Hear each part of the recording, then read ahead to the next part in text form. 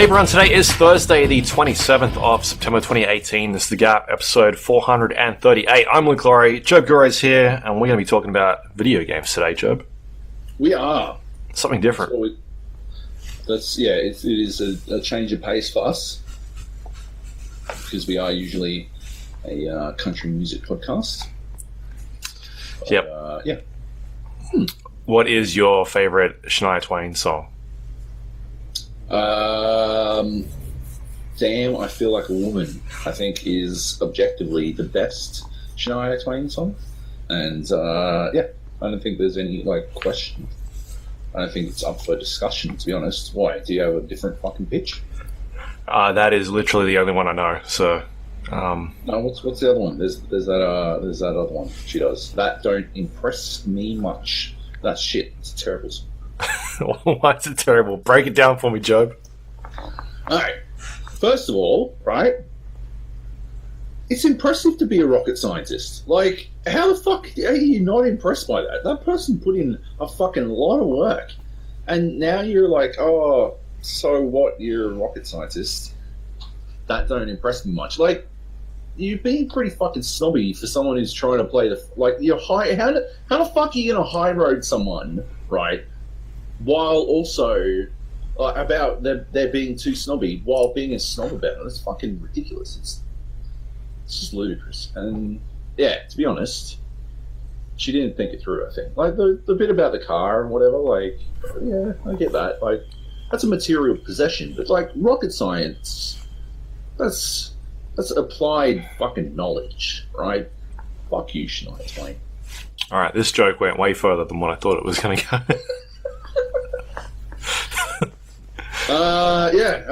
Speaking of not video games, I watched some movies on the weekend. Okay, what'd you watch? I watched two movies. The first was Skyscraper. Okay, The Rock's Skyscraper. Rock. Yeah. Yep. What a bland turd. I'm so disappointed in The Rock for that one. Like, it was just... It was so painting by numbers. There was just nothing interesting about it. Like, it didn't do anything out of the ordinary. Neve Campbell, shit. Like, I know we're not supposed to dump on women for not aging well, but she has not aged well. And I think it's really highlighted how she's never really been that great an actress. Like, she doesn't really have that much range, and yeah, I don't know, that movie, like, she phoned it the fuck in. I've never seen any two people have less chemistry than Neve Campbell and The Rock. And The Rock looks like The Rock, and Neve Campbell, you can at least close your eyes and remember what she used to look like. That's way too harsh. I've gone too far with that. Like, she's not unattractive. I want to kick her out of bed for eating crackers. But, like, yeah, The Rock's being a dick if he wouldn't get up on that, right? I'm being a dick. I'll freely admit it. But The Rock still looks like The Rock. And she, like, they don't kiss. They definitely don't fuck. I don't know how they had kids. Because those two, they've never had sex in their lives.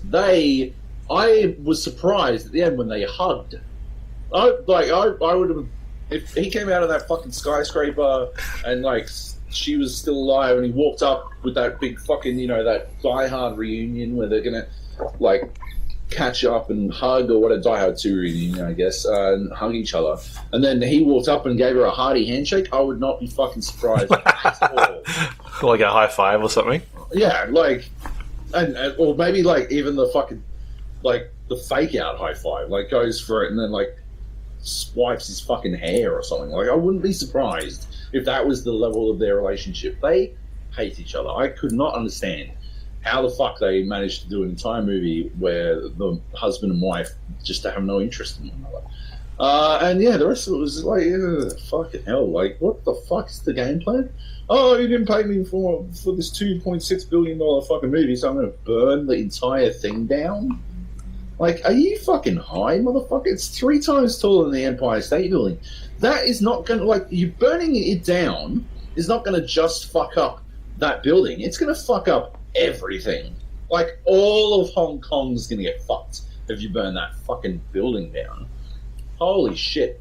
And, like, why would they have a computer system that can reroute the fucking fire as high as possible? Oh, yeah, just put it onto, turn this place into a fucking tinderbox setting. Like, why would you have that? Jesus Christ. Yeah, so it wasn't very good. Right, okay. The other one I watched was, it's called The Meg. Yep. Jason Statham. You were on a testosterone weekend, were you? Fuck yeah, I was. I was on a spectacular, like, movies that I thought were going to be spectacular weekend. The Meg was better than Skyscraper. Like, 100% better than Skyscraper. Fucking Jason Statham, he might be better than The Rock. I don't know. Actually, that's crazy to say. That's a crazy thing to say, and I take it back. Jason Statham has picked his fair share of turds. But still, yeah. Like, he's just wandering around. He's this dude, and, like, he's the world's greatest fucking deep sea rescue expert. Yep. Have you seen it? No, not yet. You're missing out, mate. Right. He's the world's greatest deep sea rescue expert, and he gives it all up when, as far as I can tell, the only fucking job he ever does goes wrong. Like, as far as I can tell, there are 4 people who are, like, ranked for deep sea rescue expertise. And 2 of them die in the only deep sea rescue job ever done. One of them just quits and becomes a doctor, because that's easy to do. And the other one, the best, the LeBron James of deep sea rescue expertise, like, chucks it in and decides to be a drunk. Yeah. Staggering. I can't go into too much more detail. It's like the Meg is in reference to a giant shark. Yeah. And it sort of delivers on that promise. There's a giant shark. It's pretty fucking dumb, though. Like, there's a lot of dumb stuff in it. A lot of dumb stuff. Isn't, like, the poster a rip off of Jaws? Like, it's the Jaws, but the Meg is eating Jaws? Is that the case? Because I wouldn't be surprised if these people had only read about Jaws in magazines. Like, I wouldn't be surprised if the people who made the Meg got told they were making a movie about a giant shark, and then they Googled movies about giant sharks, and maybe they only looked at the Jaws poster. Okay. Yeah, maybe. To get all they needed to know about Jaws. Because, yeah, nothing in this movie makes sense. Nothing at all. It's very difficult for me to go into too much detail. But, yeah. Again, nobody's getting it on in this movie. And Jason Statham is, like, full-blown naked at one point. Like, just a towel on. Still nobody's getting on. It's weird. It's odd. Yeah. I don't understand. Anyway. So I watched those 2 movies. All right. That was cool. It's movie time. Yeah. I'd recommend the Meg. I would not recommend Skyscraper. I just wouldn't. It just wasn't good. But you've still got to see it. I don't think you do. No, to, like, have context in terms of what's a bad film. You still got to have the range. You still got the range. Appreciate. Yeah. How can we appreciate the good films if we never watch the bad ones? Yeah. It's very holistic of you. On the other hand, you could just watch good movies. You could. Is that why you tricked me into watching Mother? Yeah, that was it. It's all coming together now. Yeah, but sometimes I'll watch a film and it's like fucking, I don't know, 84% on like Rotten Tomatoes or something, and I'll finish watching it and be like, that was a fucking turd. Bunch of fucking hipsters watched that and we're like, that was amazing. Like Mandy. Did you watch Mandy yet? No. Oh my god. And then I didn't. Should I not? I don't know, man. It seems like it's a pretty divided. I fell asleep, to be fair, like halfway through. It's so fucking slow at the start. Like, not much.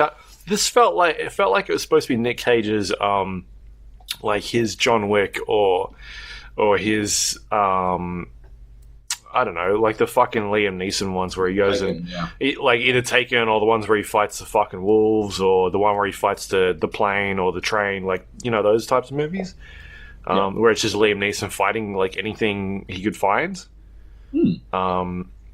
It feels like one of those, but it's really it's filmed like in this fucking weird hippie way where there's fucking bright colors and kaleidoscopes, and it just looks like strange. It's going for this like I don't know, like the classic like 80s film vibe where like lots of purples and electric soundtracks, and you sort of see them in like films. Yeah, like synth soundtracks. Like you see them in a lot of horror films these days where they go off that like old school vibe of things like It Follows, Grindhouse or whatever it is. Yeah, that sort of thing. But this is like on another level, and it's just super slow at the start, and I just felt like he could have killed a bunch more people than what he did. So I don't know. I fell asleep, and maybe that's why I didn't enjoy it as much. Maybe I need to rewatch it, but I felt like when I did fall asleep and wake back up, I only missed like not a lot. Maybe I just wasn't in the fucking mood for it or something. But anyway, everybody was raving about this movie, and I finished it. Like, I was a good 45 minutes, an hour into it. I'm like, this is fucking terrible. Like, what is going on? Nothing's going anywhere. To the point where, like, I finished watching the movie and, like, looked it up on Wikipedia, and I was like, yeah, that's what I watched. Like, I didn't miss anything. Like, I get it. Like, I get the story. Why is everybody going bananas about? I don't know, man. Maybe I feel like you need to watch it and tell me I'm an idiot, because I don't get the fucking hype about it. Like, I don't know, man. Like, John Wick is like a solid fucking movie, right? Like, there's no way you couldn't like that movie. If you didn't like it, there's definitely something wrong with you. Calling it a solid fucking movie might be underselling John Wick, but yeah, I agree. Keep going. Like, one of the greatest movies ever made, all right? Yeah. Yeah. Whereas this film, like, I feel like has a fucking higher, like, rating, and yet I don't know what the fuck everybody was smoking when they watched it. They walked out of that and were like, oh my god. I don't know, man. Like, Nick Cage is pretty good in, most of the stuff he does, I'd say? Holy fuck, it's 94. Yeah. That's crazy. Mother's at 69. I was going to, like, throw that in your face, but 69 is still high, but, like... No, but Mother does that. It does, like, interesting storytelling, whereas Mandy is just, like... I don't know. I must be missing something, because... Or maybe something amazing happens during that fucking 15 minutes I fell asleep. Because at that stage, he wasn't killing anybody yet. And I'm like, This movie's been going on for fucking an hour. Nothing's happened. It's just a bunch of people. And, like, people were dead everywhere, and you're like... Oh, I think he just started murdering people. Right. But the bit before that was just fucking him walking around and sleeping and talking to his wife, and just, like, weird shit happening, like, really fucking long takes of nothing going on for, like, a minute and a half. Yeah, it's one of those. Like, did you ever see the film with, where... Oh, fuck. It's a chick who was eating a fucking pie for, like, 6 minutes. What? It's the one where Casey Affleck is, like, a fucking ghost, and I think he falls in love with, like, a girl that's in his house or something. Or he, I don't know, he fucking dies or something like that, and then, like, he's, like, haunting this... He's not even haunting the house, he's just, like, in the house, and shit is happening around him. And it's sort of, like, as time sort of progresses, but he can't leave this house. And I think at one point, the girl that's in it literally eats a fucking pie for, like, 5 minutes, and it's just her eating a fucking pie. And people love that film. And it was... Yeah. It was called, like, I'm a fucking ghost or something, I don't know. It was basically... it's basically Casey Affleck walking around with, like, a sheet on his head for an hour and a half. like looking at shit, like staring at stuff. There is straight up no way I have ever watched that or would ever watch. Oh no, you need to watch these 2 movies now. Both of these. I will watch Mandy. I will not watch Casey Affleck who's wearing a sheet and walking around looking at shit. It's called A Ghost Story. I'm just a ghost. I was pretty close. You were pretty close. It's 91 on Rotten Tomatoes. What? Oh, Rooney Mara is the other one. I just saw her face.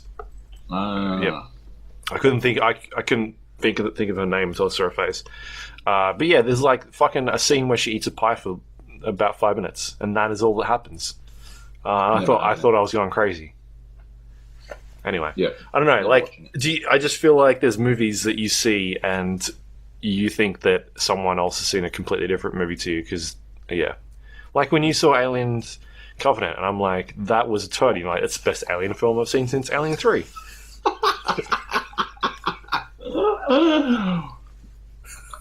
I mean, yeah, it was true, I guess, technically. Although I did like the 4th one. I thought it was fucking awesome. I didn't. Is that the one where she like nails the backwards basketball? Yeah. And fucking Ron Perlman nearly breaks the shot. Yeah. Because they were going to do it in CG, and she hit it. Yeah. It is pretty good. It's pretty good. Anyway. Class. Let's talk about some games. We've rambled on for 15 minutes. I've been watching a TV show as well. Okay, which one? It's called The Office. Oh, okay. I don't know if you've heard of this. Which one? The US version. Okay, yeah. I've never made it past like the middle of season 1. Right. That's not the good Office. That's the bad Office. I'm like, what? This is just the UK one, except it's worse. Yeah. Like, why would I continue to watch this? So I never watched it. And everyone's always been like, The Office US is one of the best comedies of all time. And I'm like, fuck off, it is. Yeah. I've watched it. It's amazing. Garbage. It's not even as good as the UK version. Like full-blown TV hipster snob shit. I think it's better than the UK version. Bitch. After you get past the parts where they're just aping the UK version, once it becomes its own thing, yeah, it's pretty funny. There was this scene in, I'm only up to season 3, this scene where Dwight is talking about how he ate his twin in the womb. Yeah. And he's like, now I have the strength of a grown man and a baby. And I'm like, oh, that's the best line. That's the greatest line all time. And then it's followed up like a little bit later. Creed is all like, sits down and he's like, oh, that's Andrea, talking about Angela. That's Andrea. She's the office bitch. And he just starts eating her yogurt or something. Yeah, I like the I like all the jokes they play, like the practical jokes. My favorite is the one where he puts weights in Dwight's phone slowly over the course of time, and then eventually removes them, and he smacks himself in the head. Have you seen that part yet?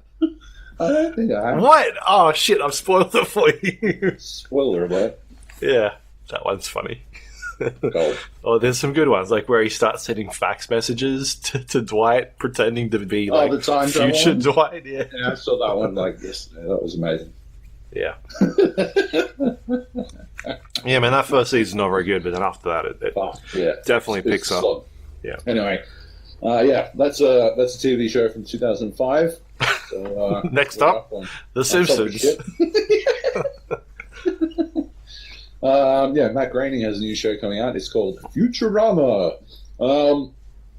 Anyway, video games. What do we got?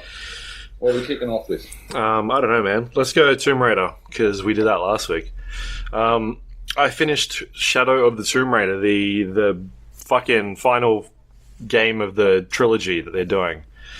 They should have left it as just a 2, and then they're giving up after that.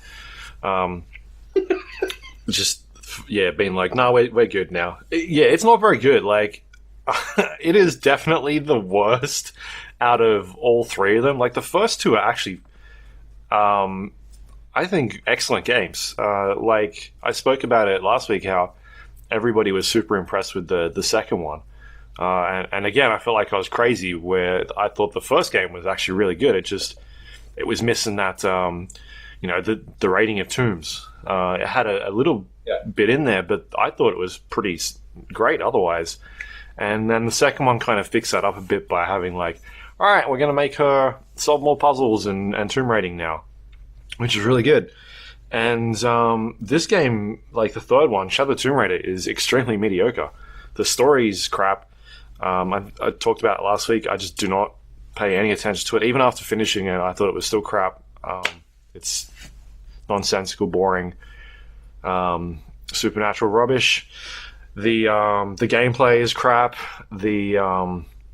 Like at E3, I spoke about how the one mechanic that I saw was new, which was like you put mud on yourself and hide in a bush, which is on the wall now instead of like on the ground, like hiding in an actual bush.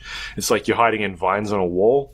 That is pretty much the only thing they kind of change up in terms of the combat.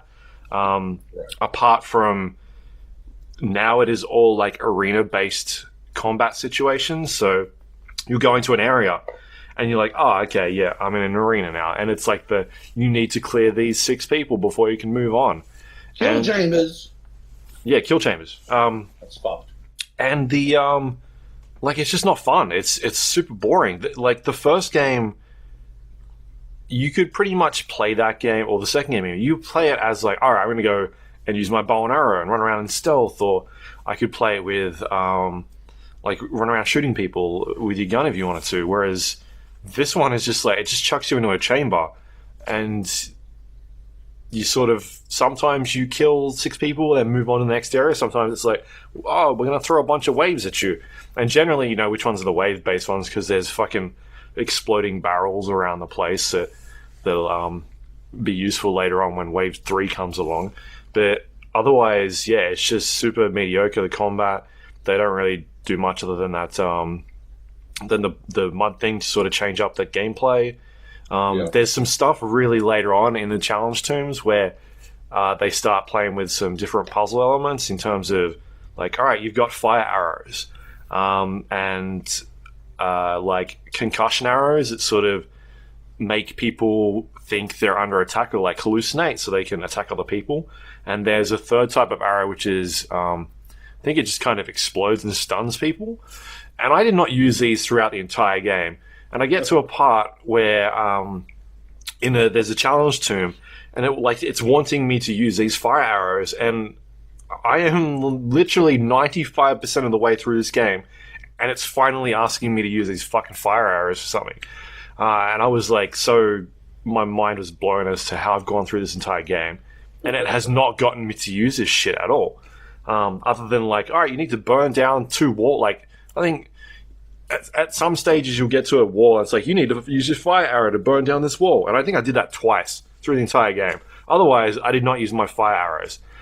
So anyway, it incorporated those arrows into the puzzle. And I'm just surprised that wasn't something that was maybe throughout the second half of the game, like the end half or something like that. So yeah, it didn't... Like, it just doesn't incorporate any of these, like, other mechanics in the game very well. Just so plain the entire way through. It's extremely boring. As I said, combat is crap.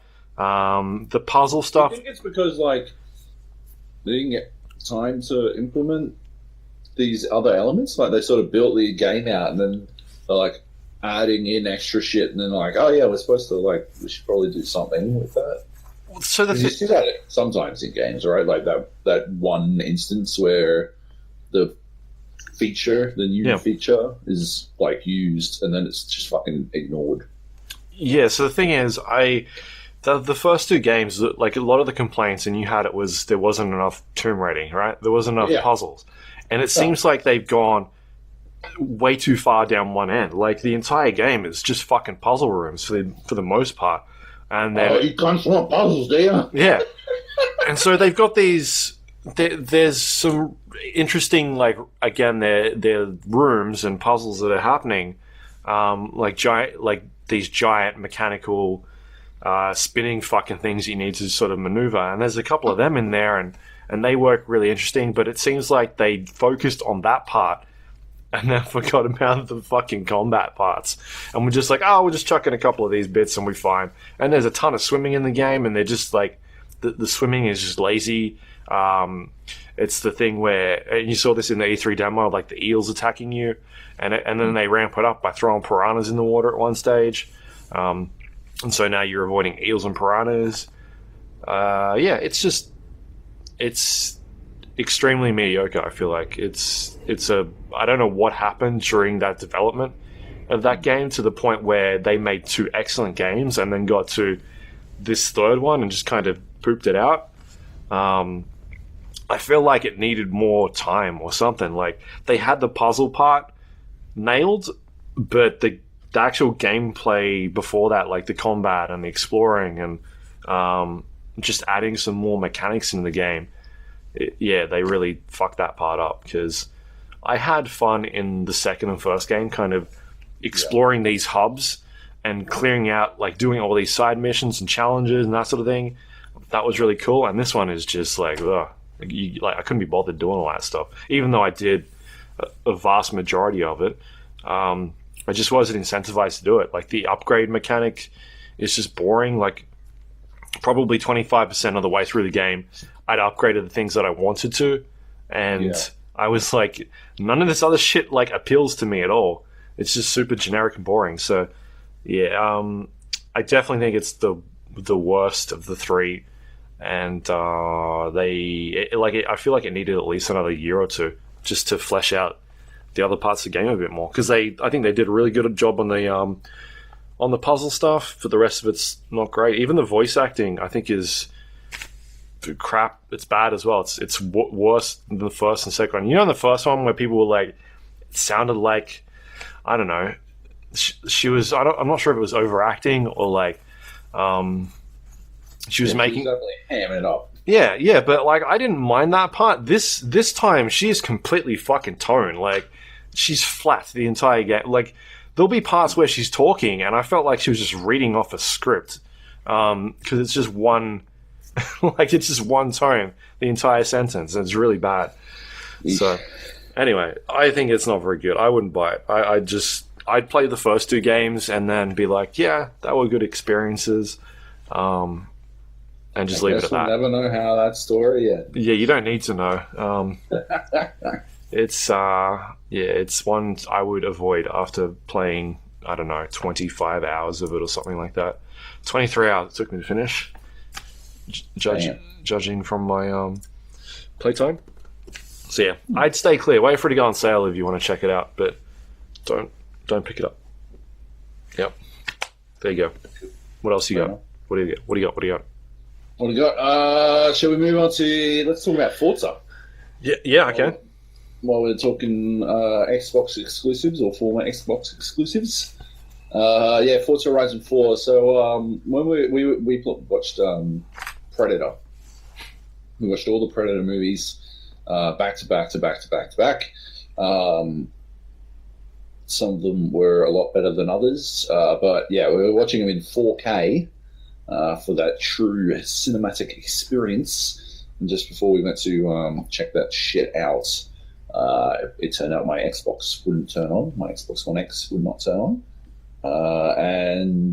We didn't want to sit around troubleshooting that all day, so we went and got Nate's Xbox One X. Anyway, Forza Horizon 4 came in over the weekend. Yeah. Code came in, and I was like, oh, well, I'll fix up my Xbox and I'll play it. No, my Xbox is full-blown fucked. It's all the way fucked. Then you pointed out that it's like play anywhere. I'm like, oh, right. Yeah. Put it on my fucking computer. It's an Xbox game. Why the fuck am I playing? Why would I play it on my Xbox? I can play it on my computer. I'm playing it at 90 frames a second at 4K. Like, why did I ever have any other fucking plan? HDR. What? Do you not have a HDR TV? Oh, I do. Yeah. I don't give a fuck.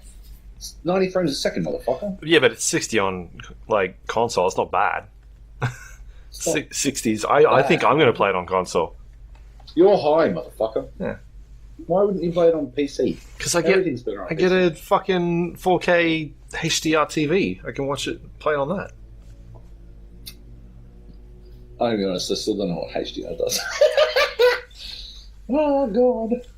I don't know what it brings to I just don't. Yeah. You have to show me. There's an app on the I do too. on the Xbox that can Well, do it. that's not going to be much help to me, is it? Anyway, so yeah, chucked it on my PC, loaded it up, plugged in my Xbox controller, easy peasy. Yep. That's it. It's good fun. But how many times did you have to fucking fight with the Windows Store to get it to work? Oh, the weirdest thing. It was actually surprisingly simple to do. I did have to delete a bunch of games so I could make space on one of my SSDs. It might be time to get a new one, but whatever. Yeah, I did have to delete some space, and then I installed it. And yeah, it seems like the progress bar of the download is also the installation bar. So it was like, you've downloaded 64 gigabytes of this game, and then 62 gigabytes of this game, but it only made it like 10% of the way up the fucking bar. I'm like, what the fuck is going on here? Yeah, it turned out it's just also accounting for installing the fucking shit and all the other stuff, which was odd. I think that's an odd way to go about things, but whatever. Yeah, made it. I was like, fuck, is this like 600 fucking gigs or something? It's ridiculous. It was not. Anyway, yeah, once that was done, bingo bango, too easy. Only real problem is if I Alt-Tab while it's loading up, it loads up in windowed mode for some reason. And if I don't remain on the window until it's loaded, it like runs like utter fucking garbage. We're talking like the game has like this dynamic settings system in it to make sure you get the best possible gameplay experience at all times. Yep. And if I do this, it will lock the frame rate at 40 because that's all my computer can manage if I've alt-tabbed like while it's loading. So I have to sit there and wait for it to actually load like some sort of fucking chump. Also, the initial splash screen appears to be in 720p for some unknown reason. It's odd. But then once it gets in, if I don't alt-tab and I let it load all the way through, yeah, it runs really fucking good. It runs at 90 frames a second. I could probably get it higher if I wanted to. I dropped some settings. But I feel like 90 is a pretty good spot. It's solid. It doesn't like drop frames or anything. Yeah, and it's Forza Horizon. I mean, you do what you do. I'm not a fan of the unskippable cutscenes. So I don't understand why the fuck a racing game needs cutscenes at all, but if it is going to have cutscenes, let me skip them. I don't need to be fucking told how to fucking drive a car. I don't need you to tell me, oh, I'm British and this is what's happening at the Horizon Festival this time. You'll need to drive your car over here into a dirt race. Fuck up. Shut the fuck up. Just give me an icon and I'll drive there myself. I can fucking work this out. Holy shit. But every single time, it stops me from doing anything and it drives me bananas. Yeah, I just want to fucking race. Just let me fucking race. Holy Jesus. Just let me race. So that's driving me nuts. Once I'm in races, it's good. Like, this has to be it, right? They have to stop making other Forza games. They're dead. There's no reason. There's no reason to have other Forza games if Forza Horizon exists. It is car collection. It is like free roaming. It is very, very, very good racing. Like a great racing model. That beautiful spot between sim and arcade that is like that requires your full fucking attention, but isn't like gonna deep dick you over if you fail to notice a tiny divot in the road because you haven't raced the track 400,000 times before you try to actually complete the race for the first time or whatever the fuck. Yeah. Like, it's just good. There's a fuck ton of different cars. There's a shitload of different experiences. It's, yeah. They've really, they've landed on something really good here, and I just don't understand why other Forza games exist. Yeah. Stop. Yeah, the seasons thing, I'm not, wild about it, to be honest. I think it's good because it dramatically changes the scenery. Yeah, the look of the game, yeah. you start in autumn, and then you move into winter, and it feels like a completely different game. But I don't feel the difference in the driving model. Like, obviously, you slip a lot more on ice, and former rivers become, ice that you can cross and stuff like that, and you definitely slip, but only on ice. And I don't feel like you're losing traction more on roads or anything like that, and I feel like you should, probably. And you transition back to spring, and everything looks good, and, like, I think it really, blows out the amounts of you don't feel like you're just driving the same fucking spots over and over again. Doing a race for, like, early on, they get you to do a race in autumn, and then you get you to do the same race you do a race in spring, and then you do the same race in autumn. And it's been raining a shit ton, and so there's puddles everywhere, and I think that's really cool. Like, it changes up how how the race is going to go. It makes you think a little bit more about the racing line you take, because the default racing line, if you leave it on, I don't, because you get like 5% extra credits if you turn it off. But the default racing line would generally take you through a giant puddle, but if you skirt around it, you won't lose much speed, and so it's you lose speed by diverting from the racing line, but you gain it by avoiding these puddles. And it's like sort of minor things that you're thinking about that I think are like a really cool addition, and they're enabled by that season system. But otherwise, like, I don't feel like it's a massive impact on the way. Like, I just don't feel that winter. I feel like winter should fucking just fuck everything up. It should be like Game of Thrones and shit. And you're like, fuck, it's winter again. How do we survive this winter? Fuck. And you're like spinning out all over the fucking place. You're like, maybe I could come 12th in this game, in this race. Yeah, 12th is the last place. Instead of do not finishing. It's got all the usual. Like, it is basically the same old Forza. I haven't noticed anything particularly different.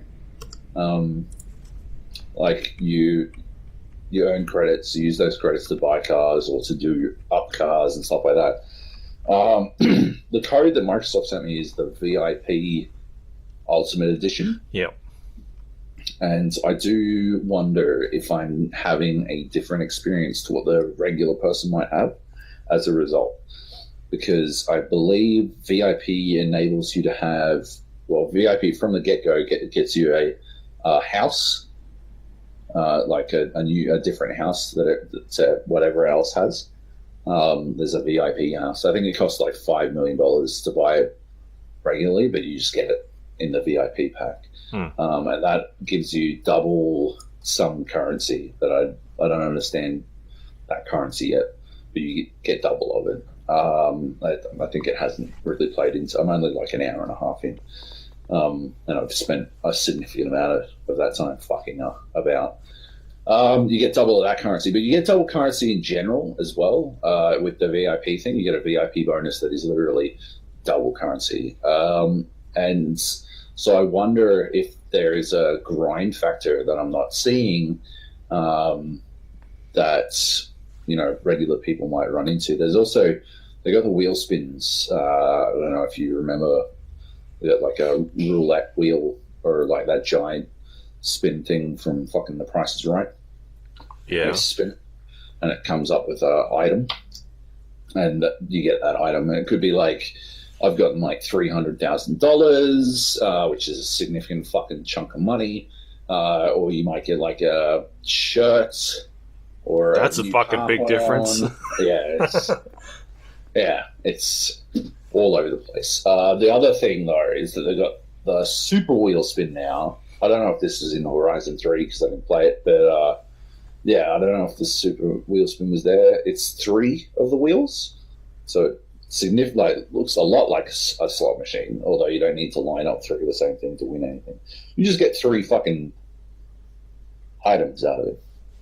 And I've gotten like cars. I've got like 4 Porsches now. all of them had these super wheel spins. I believe, I'm not sure. I should probably fucking look it up. But I believe the VIP pack gets a bunch of these super wheel spins right from the get go, and it's a pretty hefty fucking head start. I mean, like, I've just got like access to a fuck ton of different cars. Let's have a quick look at what the Ultimate Edition gets you. You get, go to Australia, you fuck. You get Forza Horizon 4, Forza Horizon 4 Car Pass, Forza Horizon 4 Best of Bond Car Pack, VIP, Formula Drift Car Pack, Forza 4 Expansion 1 and Expansion 2. So the Car Pass, get 42 extra cars at one low price. Forza Horizon 4 Car Pass will deliver 2 new cars to your game every week over a 21-week period. So you just get shitloads of cars. Yeah. One of them was a Pagani Zonda. I've now worked out what the fuck that was. But yeah, it was a Pagani Zonda. The Bond pack is a bunch of James Bond cars. The DB10, Jaguar, DBS, the BMW Z8. Yeah, just classic Bond cars. That makes sense. I don't know what I thought it was going to be. Now, VIP says it gets you 3 exclusive Forza Edition cars, some flares, some vanity items, emotes, a player house, 2 times credit race rewards, weekly bonus super wheel spins, and more. Yeah, so you get extra super wheel spins. Those are those 3 ones that I was talking about. Yeah. And then Formula Drift. Fucking this is so much shit in this. You get a bunch of drift cars. Formula Drift, BMW 325, a Nissan 240 SX, another Nissan 240, 96, a 95, 96, 97, Nissan 240 SXs, a Dodge Viper, SRT10, blah, blah, blah, blah. Oh, and HSV Maloo. Finally. Yeah. Anyway, so you just get a bunch of shit, right? If you get this Ultimate Edition, it feels like a huge fucking head start. And so I do sort of wonder if I'm not getting the same fucking experience. Yeah. At the same time, I don't feel like it is inherently like grindy. I feel like you can get away because they match the race that you're doing with the car that you're in. Yeah. Right, sort of like World of Warcraft's like auto leveling system, or whatever the fuck. So you have a C-rated car, you'll only race against C-rated cars. Yeah. But if you suddenly have an S2 rated car, then you'll be up against S2 rated cars. And so yeah, I don't like if you just want to fucking fart about in the piece of shit that you start out with. I don't feel like you're in that big of like hole, I guess. I haven't seen how the fuck it would turn out to be super grindy. And yeah, like obviously I got a big fucking head start spinning up 300 grand and getting double money the whole way through, but I would still have well and truly enough money to put together the car of my dreams by now, an hour and a half in. It is a Ford Transit van. And I've put a racing V12 in it. The van would cost something like 60 grand. And giving it all, literally every single racing upgrade I could, and tweaking its vital statistics so it could be as fast as humanly possible, cost me $180,000. So about $250,000 into this Ford Transit van. And yeah, and then from there, I made a decal that says free candy. So it's a windowless panel van with free candy on the side. Nice. And it has a top speed of 360 kilometers an hour. It does 0 to 60 in 5.6 seconds, I think. Yeah. Yeah. It's good. Have you put this on fucking Twitter yet? No. This seems like Twitter gold. It does seem like Sweet Gold. I'm confused about the embargo. It reckons we're not allowed to do like video until tomorrow. I've got a stellar video of my free candy van, so I might chuck that up on Twitter. Oh, okay. Yeah. I've definitely seen pictures, people posting pictures, and I've even seen videos. So Really? I feel like I've seen videos. Well, yeah. I'm not gonna proceed. But yeah, it's good. It's good stuff. What are they not like? They're not going to send you any first-party games, Joab. No, I know. Oh God. Oh, not again. We're back here. What's next, Halo? Yeah. It's probably in their best interest anyway. Cool. Yeah. I'm excited for it. Yeah, I do enjoy it. I've been I realized that the driver tiles created based on. I thought they were bringing in your previous driver tiles, but it seems like driver tiles are just based on your friends list in general. And I'm a bit disappointed in that, to be honest. Yeah, I think they start doing it once people have started playing. Like, it just takes on the personalities of them. Right, but only after they start playing Forza Horizon 4, right? Yeah, I feel like, yeah. Yeah. Yeah, okay, fair enough. That's okay. I do get that. But yeah, I'm interested in this whole season thing because I didn't really. So I read that they're changing it weekly. So each week there'll be a new season in game. It'll sort of transition. Like this week is summer week, and then next week will be autumn. It changes through that. It seems like it's tied to the story. So well, yeah. Once you finish the story, I guess. Oh, okay. Because I read a post on Survivor yesterday or the day before saying this is how seasons are going to work, and they're going to change once a week. And they'll kick off, I guess, once the game comes out, or for VIP access, whatever it is, which I think is like in 2 days or 3 days, something like that. Yeah. But yeah, man, like, will you be able to just not make that happen? Like, I don't like fucking winter. I don't like sliding around, so I don't want to play with winter for a week. That could be something. Yeah, that's not ideal. Yeah. But yeah, I don't know, man. You'd have to finish the story, I guess. And I've got no fucking. I don't feel incentivized to finish the fucking story unless I can do it by avoiding all cutscenes. So I just fucking hate unskippable cutscenes so much. They drive me so fucking crazy. Yeah, for sure. All right, cool. What else you got here? What else do we have here? Magic. Magic Gathering Guilds of Ravnica. Mm-hmm. I hope I'm saying that correctly. Yeah, I went and played this last night. I found myself in like a streamer, a group like I must have like accidentally like just bumbled my way into a fucking streamer preview session for this. I was like hoping to play, like to get like some time with, or to talk about like Magic the Gathering Arena, but I didn't get the opportunity, unfortunately. I really want to explore how that's going to work as an esport. Now it's closer to release, like it is open beta tomorrow. Yeah. Outside. Yep. And like everyone has been, like everyone seems to be saying that it's fixed a lot of the problems it had previously. I still have I'm still like pretty against a card game that doesn't have a fucking mobile variant, but yeah, it's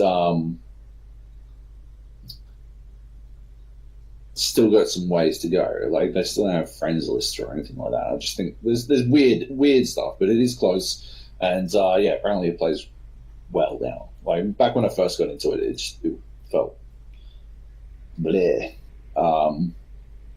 It looks better. Anyway, Guilds of Ravnica is going to be playable in Arena when Arena launches, prior to the cards coming out. Yep. So it's, yeah, if you're interested, Arena seems like a decent way to get a head start on some cards and shit. Nevertheless, I was playing the real thing, the real deal. I got fucking shit for cards. I did like. It seems like there's no like holy fuck card. There is actually one holy fuck card in Guilds of Ravnica, but it's not like to the extent of any of the cards we ever got before. Remember when I got that fucking Elder God card and it was worth like $300 or some shit, some lunacy. Yeah, I don't think there's anything like that in Guilds of Ravnica. Although I did run into a fucking anyway. It's called the Assassin's Trophy. Is this card that like basically everyone wants? Like everyone wants as many of them as they can. It destroy target permanent an opponent controls. Its controller may search their library for a basic land card, put it onto the battlefield, then shuffle their library. So it's like 2 mana. It's a 2 mana green black. And it's pretty rough. It's apparently just going to be fucking autoplay. Like everyone, people are going to like tack into green black just so they can utilize it and shit. Is the idea I was getting from the hardcore Magic the Gathering people who are at this thing that I was not supposed to be at, as far as I could tell. They were all cool, but they all talked in fucking code. They all used Magic the Gathering lingo nonstop, and I had no idea what the fuck they were talking about most of the time. Anyway, I was playing it. I did play green black. I was looking for that card. I was trying to get the Magic. I made a decent deck because we were playing, make a deck out of whatever the fuck you've got at hand, which is what we usually do at these events. And I made a decent one. I've gotten pretty good at making Magic decks. You just have to concentrate on the very basic things that you need to put together out of a Magic. Like, you need curves, you need to focus on whatever the fuck it is your combo does correctly. Yep. I never know, though. Everyone's like, oh, yeah, blue-white does this so well. Red, green is perfect if you want to play a lot of minions. I don't have a fucking idea.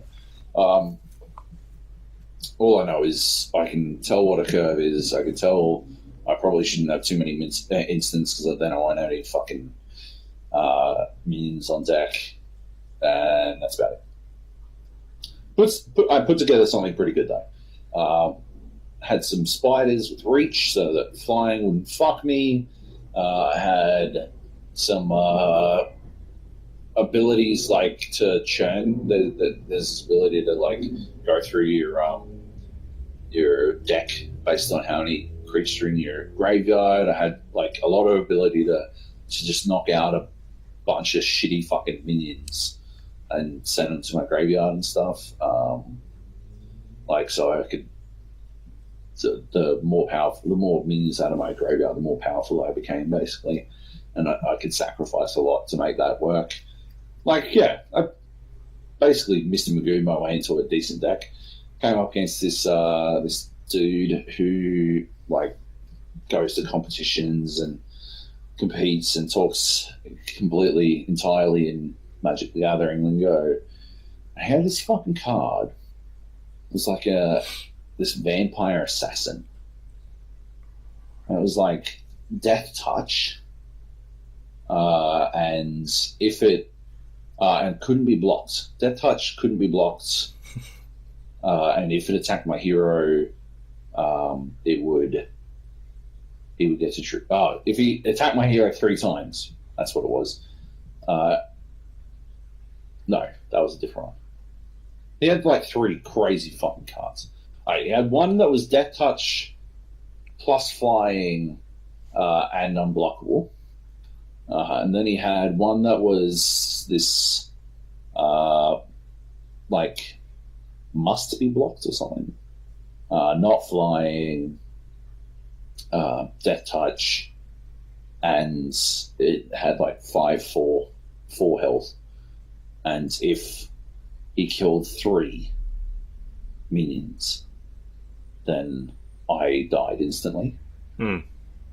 And then he had another one where every time it couldn't be blocked, and every time he attacked my hero and it wasn't blocked, he would get to draw a card. And I'm sitting there with like a spider that can stop things that can fly, but it's got 4 health, and it's not immune to fucking, and it does 1 damage, so it's not, they can't kill anything, it can just stop things. Yeah. It's not immune to death touch. And so he just fought these out. I'm like how would I have the solutions required? That's insane. Anyway, so I lost. And then I attacked a bit more, and I actually had him like well on the ropes, and then he top decked exactly the card he needed. And beat me. I was pretty close. It was good. It was good fun. I'm mostly interested to play it in arena because I don't want to pay a fuck ton of money to play cards and stuff. Yeah. But it does seem like Guilds of Ravnica has a pretty good idea of what it wants to do. They got this new like guild deck, this guild box that you get, and it's got like a pack that is all green and black or green black hybrid cards, and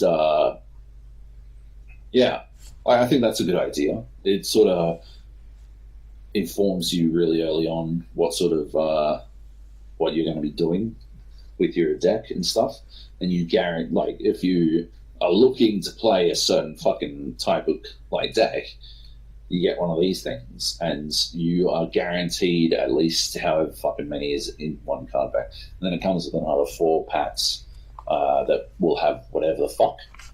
I got literally as many red cards as I did black cards. Yep. Despite having the bonus of a guaranteed bunch of black cards, I still got fucking tons of red cards, which was annoying. But yeah, it's good. That's the luck of the draw, I guess. Didn't get anything amazing. No $200 cards, sadly. Right. That's about it. Cool. Yeah. All right. Do you want to talk about Battlerite?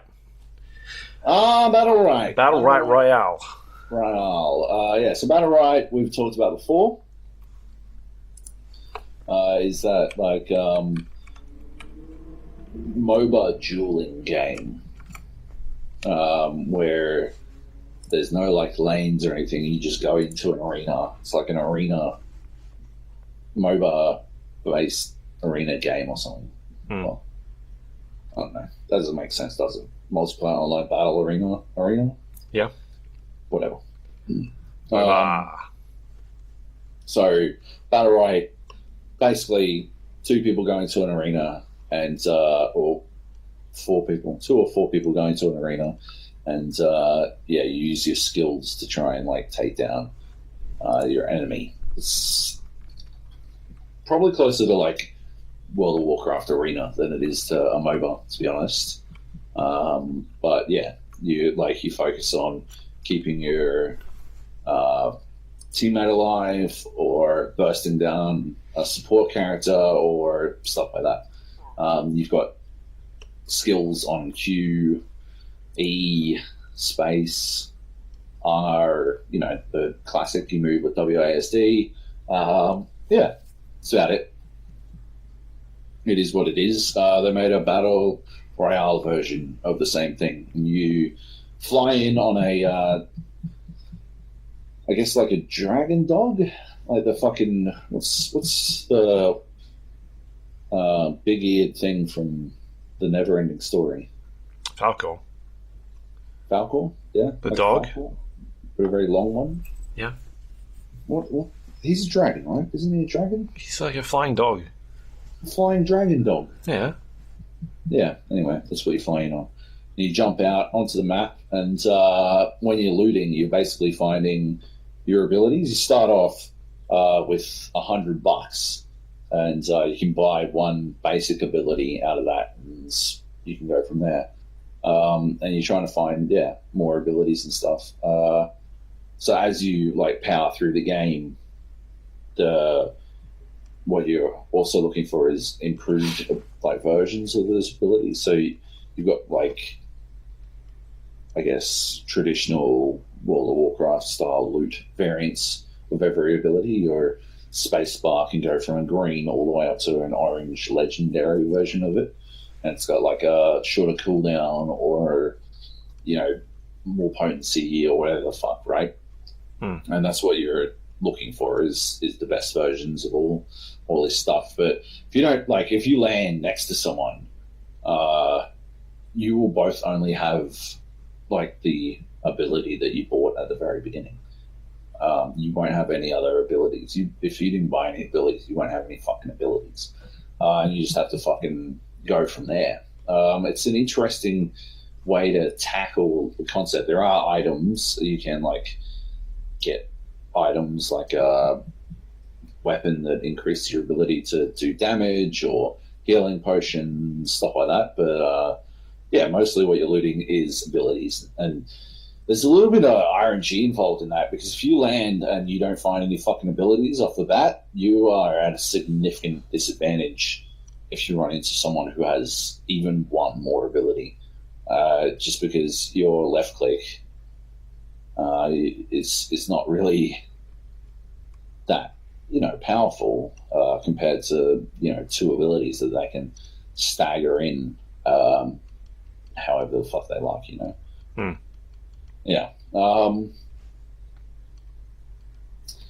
Other than that, no, that's about it.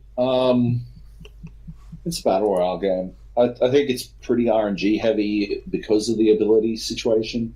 But once you get past the early game, it's definitely more about skill. And there is a bit of like it takes a long time to drink a healing potion, and you don't get any healing at all until you finish the entire action of drinking a healing potion, which means that it means you can be like extremely vulnerable. Yeah. But you are extremely vulnerable once you drop down to half health, because if someone else comes into that battle at full health, you and the person you're fighting sort of need to automatically switch onto that full health person, because that full health, if you continue to fight each other, full health person will kill whoever is left. They 100% will. There's no question. You will not get away, and you won't be able to do anything about it. You cannot fight at that big a life deficit, I feel. So yeah, it feels like you have to immediately switch, and you need your opponent to realize that as well. They need to know that. And the 3 games that I've managed to get into, because there have been 15-minute wait times, the 3 games were, they basically, I've not had that happen. Each time I died, in the last 2 games, the times I died, it was when a third person came into a battle and I switched onto them, and the other person did not switch. I tried to distance myself, obviously, from the first person, but there's no way to explain it mid-battle. Switch on to the full health motherfucker. So I got ganked down, and I spectated. I watched it play out, and shocker, the person who went in for the kill on me to finish the kill died immediately. Good morning, fuckhead. That's about it. You can play against AI. It's they tout it as a good way to learn the map, but it's not that difficult a map. I don't really feel like you need to learn it all that much, but it is a good way to play without having to wait 15 minutes between rounds. That's about it. Right.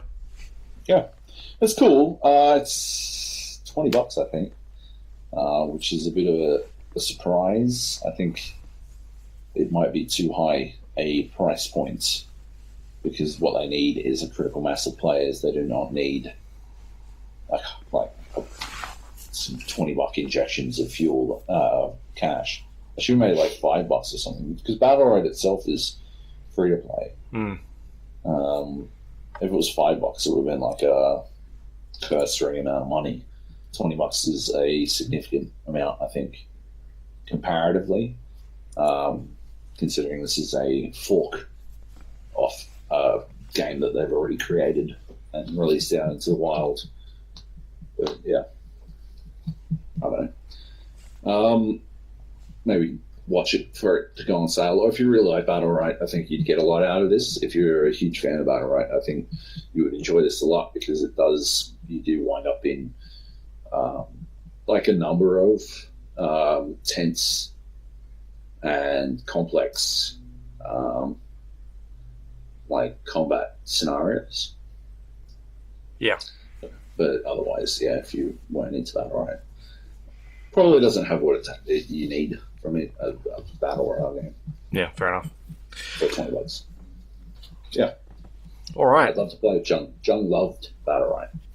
Yeah, I remember him playing a lot of that back in the day. He played fuck tons of it. I reckon he fucking ruined in Battlerite Royale.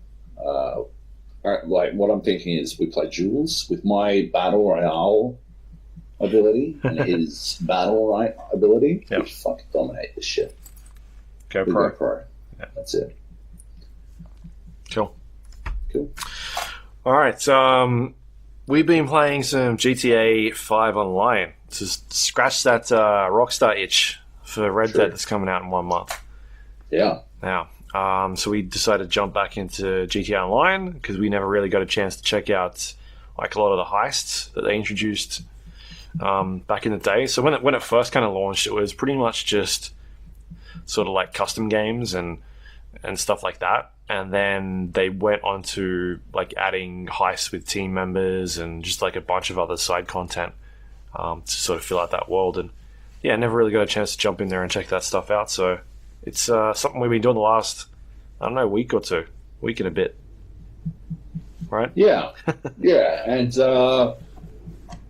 it's been good, man. Like, I know we said we were going to do it ages ago, like even before we got into Red Dead, but it was just one of those things where you struggle to find the time. Whatever. Yeah. But fuck, man, I'm so glad we did. It's awesome.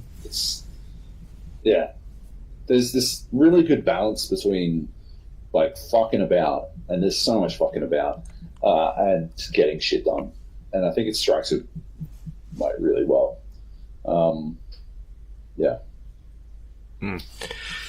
Yeah, so you basically you're sort of building up this character and purchasing property in the world and buying cars, like doing jobs, but it's all to like pretty much just like get to a higher level. Yeah. I think there's a lot of things in the game that aren't done very well, like the whole. You're constantly getting fucking phone calls and like, hey, go do this thing. Kill the phone calls. Holy shit. Yeah, and it's like constantly like telling you need to go do this thing or this other thing in the world, and it's just popping up all the time, and it's usually the same thing over and over, like every couple of minutes. If you leave a session, like say you're getting like, say there's a hacker or there's just a griefer, yeah, and you're like, fuck it, I'll just switch sessions. All of the phone calls start again, and it's maddening. It's lunacy. Yeah. It's like they're trying to inform you about all the stuff that they've added, because they've had fucking however many. I think like a dozen. I think maybe 10 or 12 fucking like free expansion packs for Grand Theft Auto Online, adding new cars, new heists, new like ways to play the game, new multiplayer like activities and stuff like that. Adversary modes and stuff. And so these phone calls are all supposed to inform you as to what they are, but they come in every fucking time. And yeah, it's bad, man. Like, fuck, if a phone call comes in while you're in combat, yeah, it's not good. Like, the answer a phone call button is the fire button. So, yeah, you just sort of fucking pick up the phone instead of shooting someone, which is not ideal. And then, you have to fucking realize what's happened, hang up, and then continue on. That's well out of control. I also don't think, like, for all the information that they give you via these fucking phone calls and shit, I don't think that they do a good job of telling you what you should be doing. What you, or like either what you should be doing or what you need to do certain things. Yeah. Like the Doomsday heists is what basically got me really gunning to play some GTA again. And like the amount of stuff you need to do to get to the point where you can do a Doomsday heist is confusing to me. I just don't. I don't fully understand this. So I don't think they did, like, while overwhelming you with information, they don't do a great job of giving you information, I think. Instead, you sort of like muddle your way through I use like YouTube and wikis outside the game. I don't think it's not like the worst thing in the world. It's just not ideal. Yeah. The ideal way would be to have it correctly inform you through the game. But I do, on the other hand, I think it's gotten, like, they're getting to a point where they've added so much shit that it is going to just wind up being complicated if you weren't there for them to breadcrumb you through the entire time. If you're just coming in 5 years down the track, then it's going to be a little bit difficult to work it all out again. Yes. It took us ages to work out how to do the fucking first heist. And then we worked out that we couldn't actually do the heist we wanted. We had to do the heist it told us. I think it might be the introductory heist or something. Series A funding. And then, like, I just wanted to do whatever heist. I just wanted to do any old heist, but one of the Doomsday ones. Because with the Doomsday update, they added in the ability to do between 2 and 4 people for a heist instead of mandatory 2 or 4. So if you do a heist with 3 people, we couldn't do Series A funding with just 3 of us. We needed a 4th, and at first we had some fucking rando jump in, and that wasn't fantastic. He was a bit of a clown. So it made things a bit difficult. But like after that, like once we were playing with Johnny Bravo, it was fucking awesome. It was really good fun. Like we were goofing about, we were getting shit done. It's just good fun playing fucking Grand Theft Auto with friends, and they really they get that and they deliver on it. They deliver ways for you to do it, like in a structured environment. I think it's fucking awesome. Yeah. It's good. There's Red Dead Redemption items unlockable in Grand Theft Auto Online. Yep. There's side activities you can do at the moment. So there's 2 of them at the moment, right? I've only found 2. There's a revolver if you do these treasure hunts, and you find like a treasure, like you find the one treasure, and then you got to find these other treasures, like treasure locations to get to the end location. And then you open up, and you've got this gold revolver in a box. And if you get, is it 50? 50 yeah, headshots? 50 headshots, with it, then you get 200 grand, which is fucking awesome. Yeah, it's a lot. It's stack fast, and you also get like the gun is unlocked. The skin, I think, is unlocked for you in Red Dead Redemption 2. And the other one is if you do the bounty hunter missions, you get a tomahawk, a bone tomahawk. I don't think it's a reference to the movie. I haven't worked out how it would be linked to that movie. Excellent movie, though. I don't think it's linked to the movie, but basically you got to do 5 bounties. This woman brings you up and tells you to do the bounties. She tells you where they are. It's super easy. You get $5,000 a bounty. You get 10,000 if you capture them alive. It is not worth it. like the place you have to take them to is so Fucking far ages away, yeah. It's fucking not worth it. So just pop them in the brain, get $5,000, go to do the next one. Once you've done 5, you go to a place. I'm not sure if it's the same place every time. Have you done it? Yeah, I finished it. Yeah, Was yours? it's on the island. On an island next to a lighthouse. It was on the island where we went to the other night. Oh, really? Okay, so yeah, different place then. Yeah. But so it's not always in the same place, but it'll tell you where to go on the map. And then once you're there, you get the tomahawk and you kill 25? Yeah, 25 people.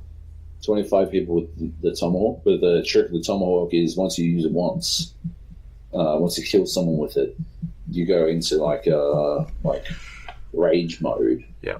Where you're invincible. And so you just keep chopping motherfuckers. But as long as you keep killing people, the rage mode continues, and you can continue to chop people. Yeah. And, so what I did is I went and killed a bunch of people on the beach. The cops showed up, and I hid for a bit until a bunch of cops showed, like all showed up at the same time.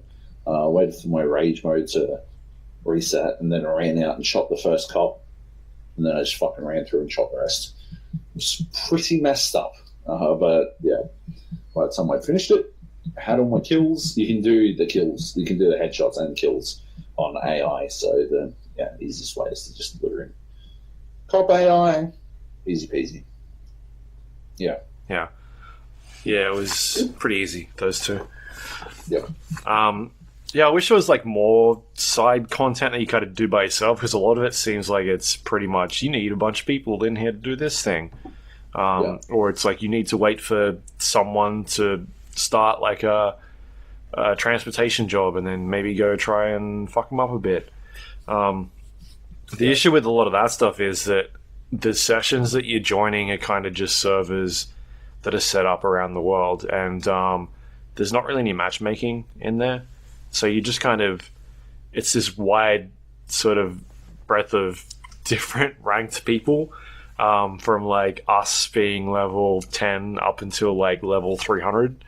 Yeah. And the guys that are up a lot higher have ridiculous weapons and cars and can kind of just come along and fuck you up. Yeah.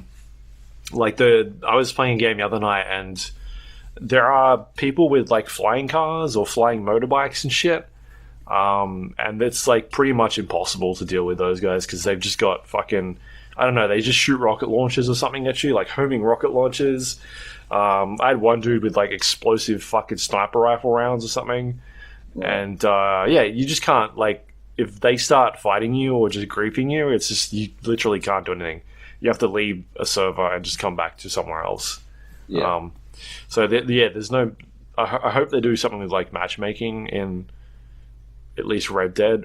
I don't see Red Dead being that crazy. Like, we're going to have flying fucking horses. Yeah. But yeah, that kind of stuff was a bit shit because you just, like, you've got no chance against those people that have been playing for a couple of years, which is crap. It's a lot better if it's a bit more evenly matched. But otherwise, like, yeah, there's a lot of cool stuff in there. I just wish there was more solo content you can kind of run around and do. I see what they're going for, and it'd be cool to play a normal GTA game with the online stuff mixed into it. I think that'd be interesting. But otherwise, yeah, they've got a lot of cool things in there, like they're buying your apartments and getting cars, buying businesses, and like transporting goods around the world, and like trying to avoid other players that are there. A lot of that stuff's really interesting. Like the bounty system, that's cool. Yeah. And I'm curious to see like how that will play out in like even Red Dead, even like how that'll be incorporated. I think that'll be really fun for a game like that. Yeah, I'm excited. Hell yeah. We played some. We did a couple of heists in there. The ones we played were there's sort of like stages to each heist.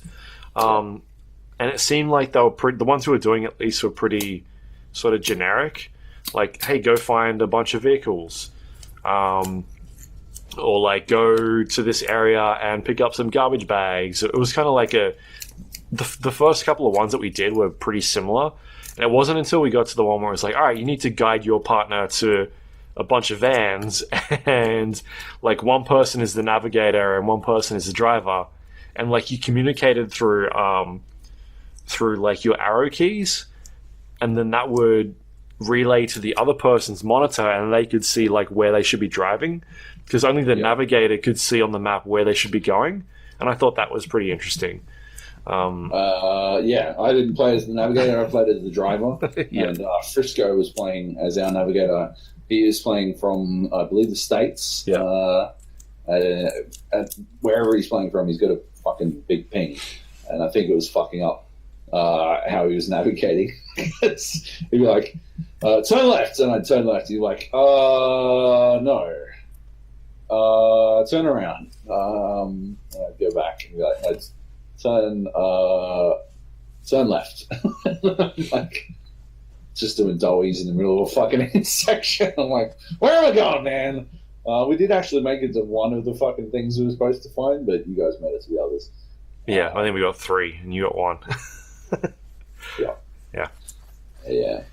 It's like, they do some interesting shit. Yeah. The loading in that game is ridiculous. I don't know what the fuck it is doing. Like, is it downloading the game or something while you're loading? Initial load. Yeah. It's out of control. It must be finding your like character profile and all that kind of shit or whatever. I don't know, like verifying it and stuff. The issue is that sometimes if you leave a session, like if you leave a mission and you're in a team, it doesn't kick you back out into the main session with like the rest of your team. It'll just chuck you in anywhere, and so you've got to start rejoining everybody again. That's a bit shit. Those loads aren't nearly as bad as that initial load. No, but it's still long. It's still not anywhere near as quick as what I feel like it should be. That first one is fucked. It's like a good 5 minutes. Yeah. Easily. Yeah. It's insane. I don't know what it's doing. But anyway. Yeah, like, it's got me excited to sort of see what they're going to do with GT Online. Red Dead Online. And the different modes. Yeah, they're going to do. And whether or not this Battle Royale mode is a thing that they're going to put in, like, as a side mission. Like, you know how GTA's got these, I'm going to sit on the back of a truck and shoot all these fucking, like, targets. Whether it's going to be one of them or, like, a completely separate, like, thing you click in the game and off it goes. Like, is Red Dead Online and the Battle Royale mode 2 separate things, or is it part, like, in conjunction with each other? Or whether or not Battle Royale isn't, like, not even a thing and it's been killed. Anyway. I hope it's in there. Yeah, that'd be cool. Would be. Yeah, and then we can play quads. Fuck yeah. Yeah. Not squads. No. Alright. Is that it? That is it. That's GTA Online. It's good. Yeah, it's good. It's fun. I'm still keen to do. I just want to do at least one of the Doomsday heists. We've got to finish the heist we're in the middle of. Yep. And then we should have enough money to do a Doomsday heist, I think. I wish I could gift money. I would just gift money to Drew and we could just go do the fucking. I'd give him more money. I've got a fuck ton now. Alright. Because you get 200 grand out of that hatchet one as well, so I got like $1 million. Let's just do that. Fucking Doomsday shit. Yeah. Alright, we'll do that. Easy. Done. But you can't gift money, so. Okay. Yeah. What if we just put a bounty on someone's head? Right. And then you kill that person? Oh, you can only do $10,000, I think. Never mind. I will put 100 $10,000 bounties on your head until we can kill you. Okay, fair enough. Right. Easy. Cool. Easy peasy. All right. GTA Online. It's pretty good. Yes. Yeah. All right. Okay. Red Dead Redemption 2. Red Dead Redemption. So, yeah, you talked about it last week. I got to play it, the next day. Yeah. I said it was, in my opinion, probably going to be Game of the Year. I think I wrote in my my preview that I even think it could be like the game of this generation. Am I a crazy person, Joab, or what? I don't think you are. I'm always pretty wary about overhyping shit, because I don't want people to walk in with too high expectations and then walk away with like an air of disappointment. But holy fuck, Red Dead Redemption 2 is doing shit like people ain't thought of before, or it's doing shit like people have thought of, and it's taking it so far to the next level. It is bananas. It is cowboy Skyrim Grand Theft Auto. Like, yeah, you see those mountains? You can ride to them. Oh, see this guy? See this guard guy? He's got a whole routine that he lives out. Oh, see this shopkeeper? Yeah, if you kill him, the store shuts down, and like it won't open again for like days in the game time until they can like get someone to come and replace him. Like, you gotta maintain your fucking food. You can get fat. You become friends with a horse. You can steal people's hats off their heads. I lost my hat in my game. I did too. I did too. I lost my hat in a fist fight with a dude in Valentine, the town that you go to. Yeah, that's what happened to me. Yeah, I was like, I just started a fucking fist fight. I'm fucking punching away. He nearly killed me. He fucking nearly ended me. He was way better at fist fighting than I was. Lost my hat because I was so angry at him afterwards that I stomped his fucking head in. I knocked him out, and then I walked over and I stomped on his head until he died, and then suddenly these witnesses, like two people witnessed it, and they were running away. And I shot one of them, but that was not the solution. Because then there are all kinds of witnesses to that like particular act of violence. So then, yeah, there was all these deputies after me. I was basically around the corner from the sheriff's office. I could not have picked a worse place to start some shit. So yeah, I'm fucking riding away, and I've lost my hat. I pop like three of the fucking deputies and hide in a ravine until they stop searching for me, Grand Theft Auto cops style. Yeah, and then I'm able to ride back to the mail room, the railroad where the mail room is, and then I paid my bounty. It was significant. It was like, I think it was like $370, which is a fuck ton of money in Red Dead money, dollars. And paid the money, and then and I'm like, oh, I lost my hat, and the Rockstar dudes are like, you could probably go get it back. And I went back to where I'd killed that dude, and my hat was sitting on the fucking ground. And like a day had passed. It was fucking bananas. Like, the game actually remembered where my hat was. That's fucking lunacy. Yeah. So that was cool. Right from the get-go, the Rockstar dudes are like, oh yeah, so what we're going to do is we'll show off the hunting system. So if you ride between those two rocks, there's a really good hunting area right there. And I rode, the rocks were off to the left. And so I immediately rode right, to the right instead of the left. Because they were like, oh yeah, this is the full build. But yeah, we've put together, some scenarios so you can get an idea of how the game plays. But it is the full game world. I'm like, cool. So I rode off to the right instead of the left. And they were trying to get me back on track. But I'd seen I was pretty sure it was a coyote. And I was trying to catch up to this coyote. And there was a dude fussing about with his horse. And he got I'm not sure what it was. I think it was stuck in a grate or something, or stuck in a ditch or something. Anyway, he gets it out, and then the horse kicked him in the chest, and he died on the spot. It was pretty savage. He got fucked up. Yeah. Anyway, so that was cool. And then I hunted some stuff. Used my bow and arrow to hunt stuff. I was trying to get to grips with the control system. It's a complex control system because what they got is this interaction system now, where if you press L2, so your left trigger, Yep. you begin an interaction. So you can interact with your horse and like pat it to make it like calm down. Get startled by like gunfire and stuff like that, so it won't be as good at riding. Or you can like when you're off your horse, you can like feed it or brush it to make it like pretty and stuff like that. L2 is how you interact with other people as well. You've got like two options, like you were saying last week. There's like two ways to interact with people. Basically, you can either antagonize or you can like be friendly to people. You can like calm down a situation.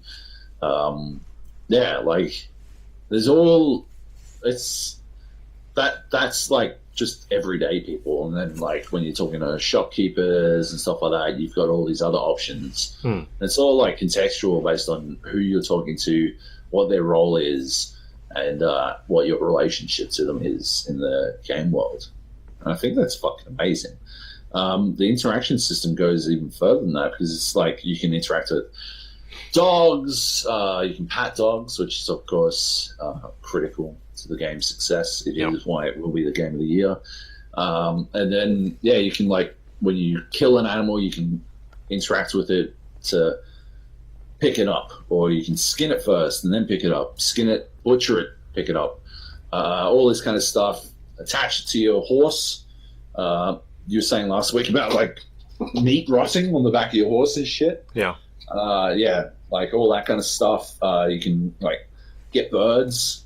I shot a bird, and you just sort of tie it to the back of the saddle and stuff like that. So you've got like I had this deer, and I had like a couple of birds tied to the back of my saddle and shit like that. And you sort of like go from there, roll on, and like the degree of interaction is just.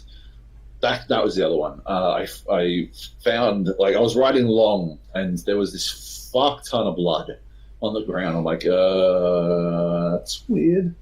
So I followed the blood trail under this bridge.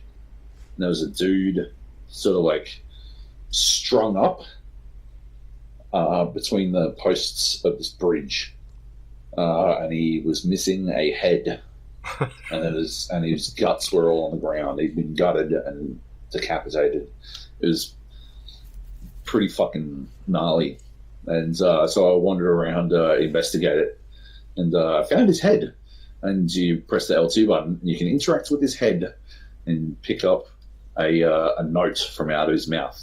And then you can read the note. And it turns out it's like a portion of a clue to tell you, to sort of indicate there's a serial killer on the loose in Red Dead Redemption 2. Cool. And if you get all the clues together, you can maybe find them.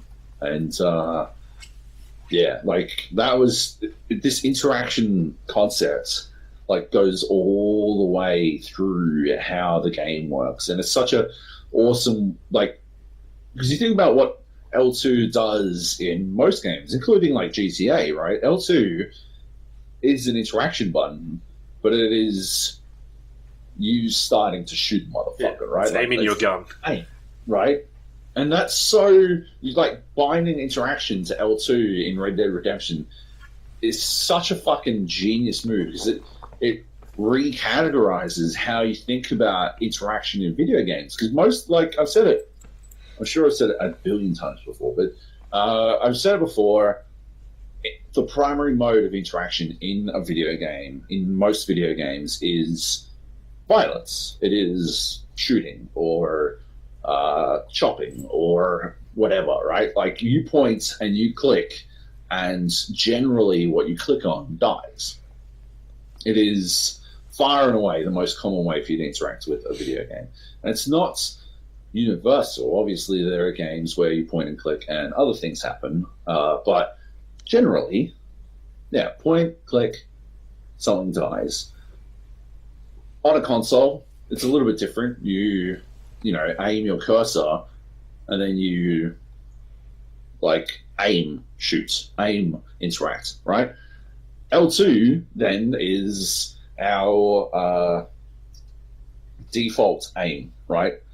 And so changing the way that aim functions to be interact, like rewrites for video games the way that we think about interacting with game worlds. That's something that I feel like only Rockstar could put together, because only Rockstar really has the fucking opportunity to get away with this shit. Like anyone could do it, right? I'm not saying only Rockstar is capable, right? Anyone could do it, but I feel like only Rockstar could get away with it because, like, their games are so fucking massive. They have this fucking this weight behind them that they can get away with weird shit, and it's going to be like it's going to be this mental shift for a lot of people, I think. I don't know how it plays from the get-go, but my biggest question is whether or not they onboard you to thinking about interacting well, because a lot of the time when I was playing, I was pressing L2, I was trying to snap shoot motherfuckers, right? Yeah. But you got to remember to actually have your gun equipped. If you've got your gun equipped, then you can snap shoot motherfuckers. If you do not have your gun equipped, you will not be snap shooting fucking anything. And you've got to fucking rewrite how you think about that shit, because there is an extra step. But that extra step is required, right? It's a necessity so they can implement this interactivity. And so it took me a while. Like, what was my play session? Like 2 hours, 2.5 hours. And it took me, I'd say, like an hour and a half before I was really thinking. Like, I'd gotten to the point where I was actively remembering that I needed to have a gun equipped before I tried any shit. And I was actively remembering that I had a gun equipped. Yeah. Because you gotta remember that shit as well. You gotta remember both that your gun is equipped or unequipped when you are trying to do stuff, because it will have heavy like what's the fucking word I'm looking for? Consequences. Heavy consequences depending on what you do. If you accidentally fucking forget your gun's equipped and you pop a fucking shot off, if you hit someone, it's not good. It's if they can like ease you into it from the get-go, it's going to be unstoppable. Like, you're just not going to look at, like, I think it's going to be fine for a game like Call of Duty or Battlefield, right? Because those are games where the interaction is just shooting, right? You're not looking for anything more, but it's going to have pretty heavy-duty impacts, heavy-dudy impact on the rest of the fucking open world. It does sort of feel like the next evolution, right? Like, I don't.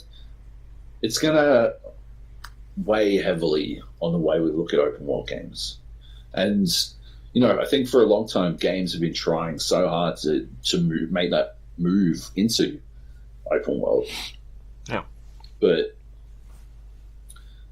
they're gonna find themselves at another disadvantage because the kings like just showed up and they're changing the fucking rules again, right? Like, yeah, Rockstar invented this shit and now they're making it so that some people will just never fucking catch up. Yeah.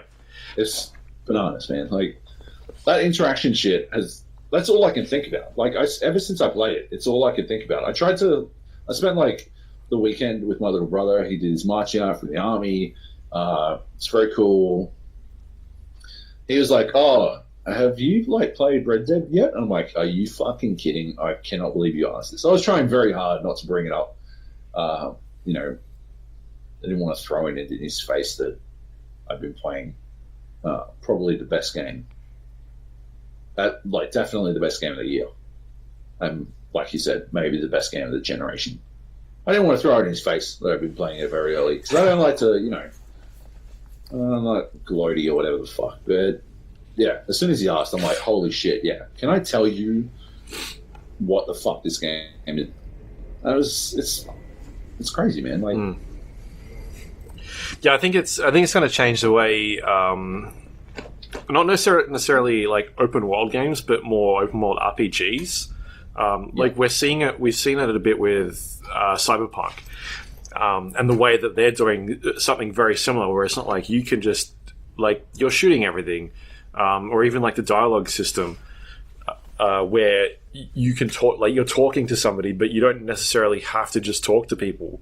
There are things within the environment you can interact with, like you can look around and, maybe just end the conversation there and pull your gun out, or like different things in the world that you can sort of interact with. I think Rockstar is sort of doing something similar with it's not just like you shooting at everything or you talking to everybody, like where they're putting different elements in there that allow you to interact with the world in the game. So I think it's like, I don't think it's something we'll see in all open world games, like action open world games, like your Assassin's Creed and stuff like that. I feel like Assassin's Creed is probably the big one. But I think it plays better in RPGs, like where you're playing a character or a role. And hasn't Assassin's Creed made a huge fucking shift towards the RPG thing, though? I mean, it's still a lot of like going around and murdering a bunch of people, like assassinating people. Like it does a lot of going about and looking for treasures, hunting and that sort of stuff, but they haven't looked at like the social aspect much at all.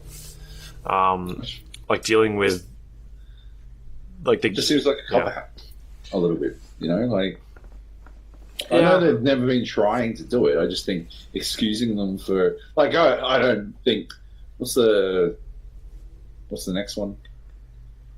Odyssey. Odyssey. I don't think Odyssey should be doing it, but I think like whatever they're fucking working on next, Origins 2 or whatever the fuck they want to call it, right? I think they need to like, this is some back to the drawing board shit. Yeah. This is some like, fuck. Like, yeah, we can't just do this anymore. Yeah. And like they tried that with like things like Black Flag, I feel like was a big step in trying to do something different. But at the end of the day, you're an assassin. Like, do you want to be talking your way out of situations, or you should just be fucking murdering everybody that you come across? You're an assassin. No, you shouldn't be murdering everyone you come across. An assassin, everybody, theoretically, just kill that one person they're supposed to kill.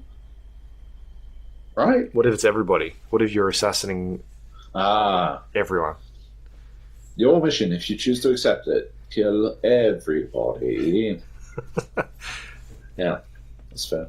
I hadn't thought about that. Yeah. Anyway. Yeah, they're doing some interesting things with Red Dead 2. Did you try, like, what did you sort of do? Did you go that smokestack I told you about? Did you find any of them? No, I did not find smokestack. I remembered after I'd gone, I think like 15 minutes over my allotted time. Yeah.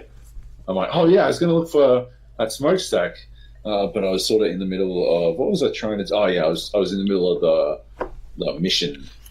Oh, okay. The stealth mission they get you to do with John Marston. And I fucked about for so long, and they're like, "Oh yeah, so we got to go back to the camp now, and you got to do this mission, so we can show you the stuff." So I'm like, "Oh, okay." Fine. Did you do it stealthily, or did you fucking get your guns out? Stealthed the whole thing. Stealthed it up. No, not the whole thing. Oh, okay.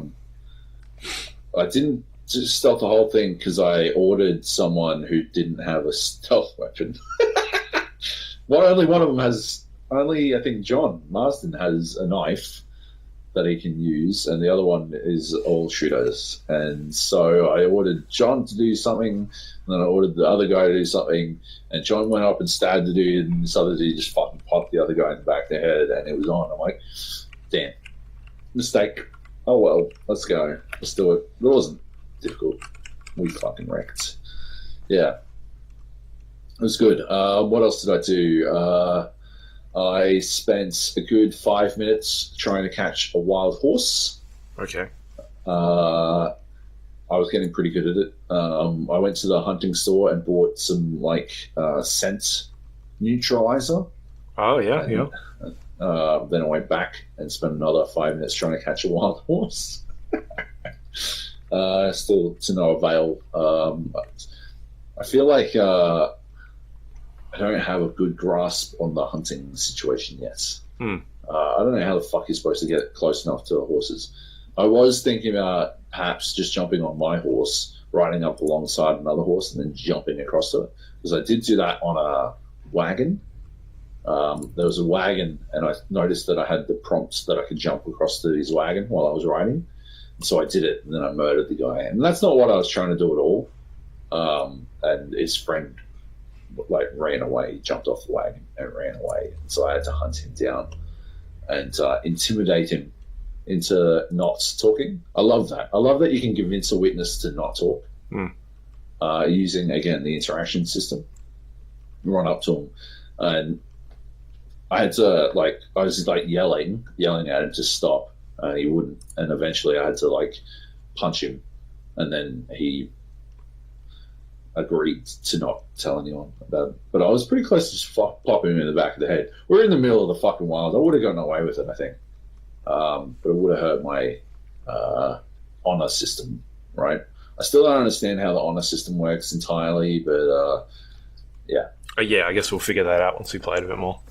Yes, we will. Apparently, that will change dialogue options and sort of how people react to you. I'm hoping if you're less honorable, it's easier to intimidate people into backing down and shit. That'd be cool. Game style response. Does that make sense? A very gamified reaction. They were telling me that you'll be able to get discounts at shopkeepers and stuff if you've got high honor. So yeah, if you're just able to intimidate motherfuckers and just shutting the fuck up easier, or backing down from a fight easier, I still think there'd be a decent gameplay path to being, not super honorable or whatever the fuck. Yeah. Yeah. What do you think of the cinematic camera? It looks pretty sick, eh? Oh, dude, it's so awesome. That's the best way to do shit. You turn on the fucking cinematic camera, and then you don't even have to ride. You just hold on to the button. The only way it'd be better is if you could do the cab style skip. Yeah. So you can just skip ahead. I think there will be fast travel. Yeah. Pretty sure I asked them about that. Yeah. Yeah, but I still wanted to listen to all the dialogue as well anyway, so yeah. Yeah, it just seems like GTA had that. It just didn't look, I don't know, something about the camera, the way it moves and the shots they're choosing. It looks really good. Yeah, absolutely. I think the game world looks amazing as well, which helps, but yeah. Did you get a sense of sort of how weapon degradation would work? Because I know that's in there, but no idea. Yeah. I fired my pistol a fuck ton, and I didn't have any idea that it had actually been degraded. I took it to the gunsmith, and he was like, and I chose to have it repaired, and he's like, "This is fine." So yeah. It's not gonna. I think people were worried about it being like Zelda or something like that, where you can shoot the gun 6 times and it fucking jams up. I do know that you can clean it and that sort of stuff and maintain it, but I don't think it's going to be on that level. Nowhere near that level. Yeah. Yeah. I hope you don't have to craft arrows. While speaking of Zelda, I'd prefer to not have to spend all my time crafting arrows for my bow and arrow. Because the bow and arrow is a good way to hunt, without doing a lot of damage to the animal. Yeah, it's the way to get the most out of the animal and stuff. Make a fair bit of money hunting. Yeah, I could see that being a fucking sick way to kill some time. Just jump in and do a bit of hunting for a bit, because it takes there's a certain level of skill to it. It takes a fair chunk of patience, and then there's a proper skill shot required to make the kill, and then there's a payoff at the end. It's worth it, right? Like, you can butcher the animal to get food. You can sell it for, like, you sell the hide for money. There's, like, the crafting and shit as well that you can use the hide for and whatnot. Like, there's a lot in there. Apparently 200 animals is what they were saying in the Wow, tweet. really? Yeah. I saw the lunacy. The ones they've been posting. Like bears and fucking crocodiles and stuff like that. Yeah, it looks cool. Yeah. There's, like, it's so much deeper than it initially seems. Like, and like the superficial reading of Red Dead Redemption 2 is it is as deep as Red Dead Redemption 1, which had a lot going on. There was already a lot going on in Red Dead Redemption 1. There was hunting, there was like different biomes and stuff like that. There was all that kind of stuff that existed in Red Dead Redemption 1. Yeah. And then this is so much further again. It is staggering. It's crazy. Like the relationship management shit in your camp. Yeah. Where you're wandering around and like bargaining to get someone to wash your clothes and shit. And to get the blood off. Kind of stuff. Yeah. Holy shit. And like the way people react to you when you got blood on you, or the way your like face deformed when my dude got in a fist fight and I was losing pretty badly. Like afterwards my face was like fucked for ages. Yeah, I think it takes a couple of days to heal. Yeah, which is awesome. That's so good. There's like random quests and stuff. You just ride along and you get like the random quest notification and stuff like that. And, there's strangers and that sort of stuff. Yeah. And then there's the serial killer, right? That's not even that's not a rigid quest, right? Just something you stumble across, Yeah. Staggering. Yeah. Oh my god, I cannot wait for this game. It is extremely exciting. Yeah. We'll be talking about it next week too. Okay. Yes, we will. Yeah. Which is pretty cool. For the next month, maybe. Yeah, maybe. Yeah. It's bananas, man. It is out of control how deep they've gone with it. Yeah. That's why I fucking wrote like 3,000 words in a preview, because like I don't know how else to explain this. There's so much shit here. Yeah. And there's like so many things I couldn't cover. It's hard. It's because there's a lot. There's things we haven't still talked about that is in there. Yeah. That we haven't even gone into yet. It's extremely deep. It's amazing. It's fucking awesome. Yeah. All right. Should we do some news? Let's do some news. There's a lot. Sony is testing crossplay across all consoles, finally. For Fortnite. For Fortnite only at the moment. Yeah. It's a good move. Basically Sony's been holding off on this crossplay thing for a while. This is kind of like an issue that came up last generation where Xbox was leading the race in terms of sales. It was something that Sony really wanted to do for cross-gen, but then never really happened. And then this generation of consoles, Sony was in front, and it's something that Xbox really wanted to do, and Sony didn't want to come to the table with it. So it's been a while of trying to get cross-gen across console happening, which basically means that you can play multiplayer across different consoles. So it's working at the moment with Xbox and Nintendo for certain titles. I guess Fortnite is a big one, and people have been asking for the Fortnite for Sony to sort of jump in bed with them as well. And there was a lot of discussion around E3 about this, and I guess it's gotten big enough to the point where Sony said, all right, we're going to do it. We figured out a way to do it, and we're going to start testing with Fortnite, it's huge. I think it's massive. It's big news. It is. It's hard not to be cynical. about this because they accidentally had it turned on before, so I don't know why the fuck it needs a beta test or whatever the fuck. But Yeah. yeah, it is huge. It's a step in the right direction, but I don't think they deserve any kudos for it. It's like, yeah, they fucking should. To be honest, it should be cross-compatible. There's no reason for it not to be. I've seen the arguments that PlayStation's giving everyone else a helping hand, but it doesn't fucking matter. That's insane. This is about usability for your customers, and yeah, they're doing the right thing. But they're doing it under protest, and it shouldn't be. Yeah, I mean, and it's questions are out, like what games are going to have like crossplay. Yeah, and yeah, it shouldn't be a question. Yeah, and that's the thing, right? Is we get asked a lot, like, what platform do you want?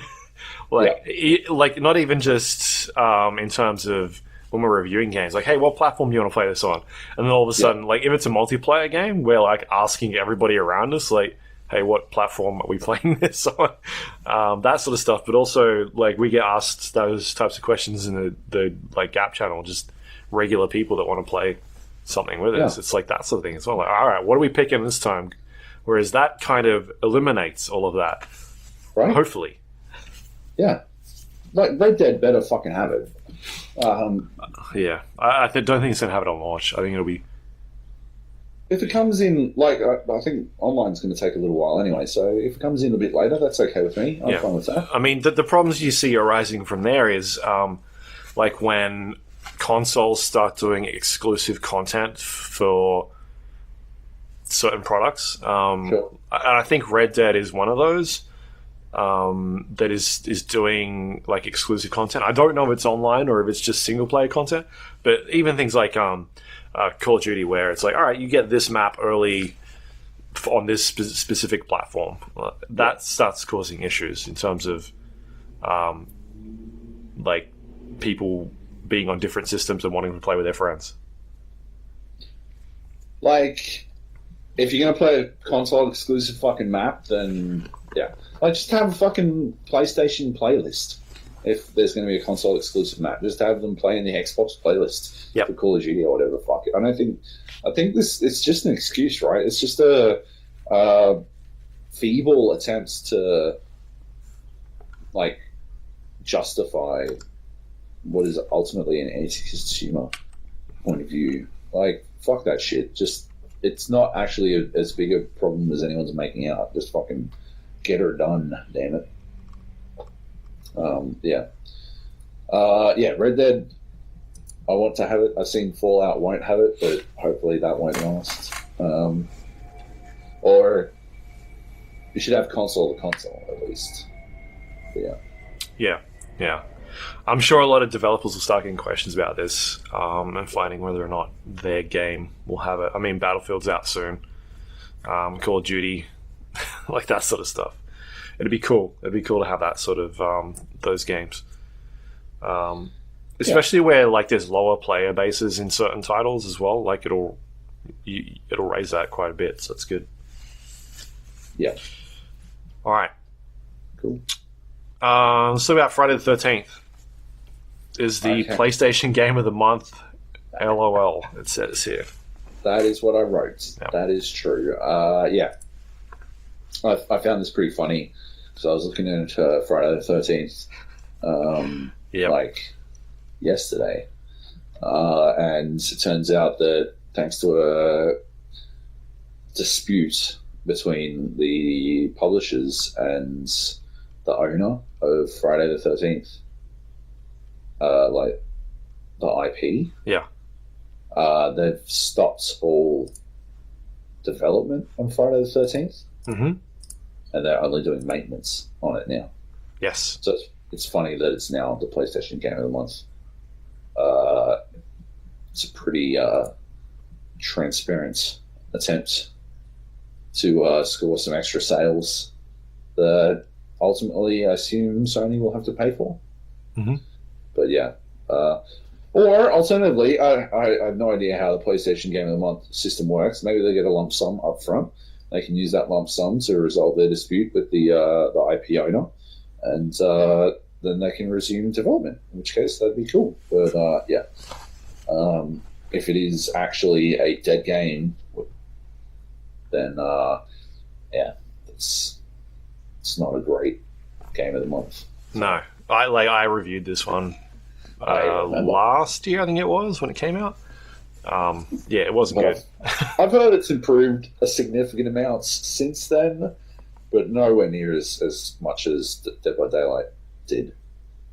So, it's one of those ones, right? Like, there is an alternative to Friday the 13th that is half the price when it's not free, when Friday is not free. Half the price and significantly better. Yep. So hard sell on the old Friday the 13th. Yeah.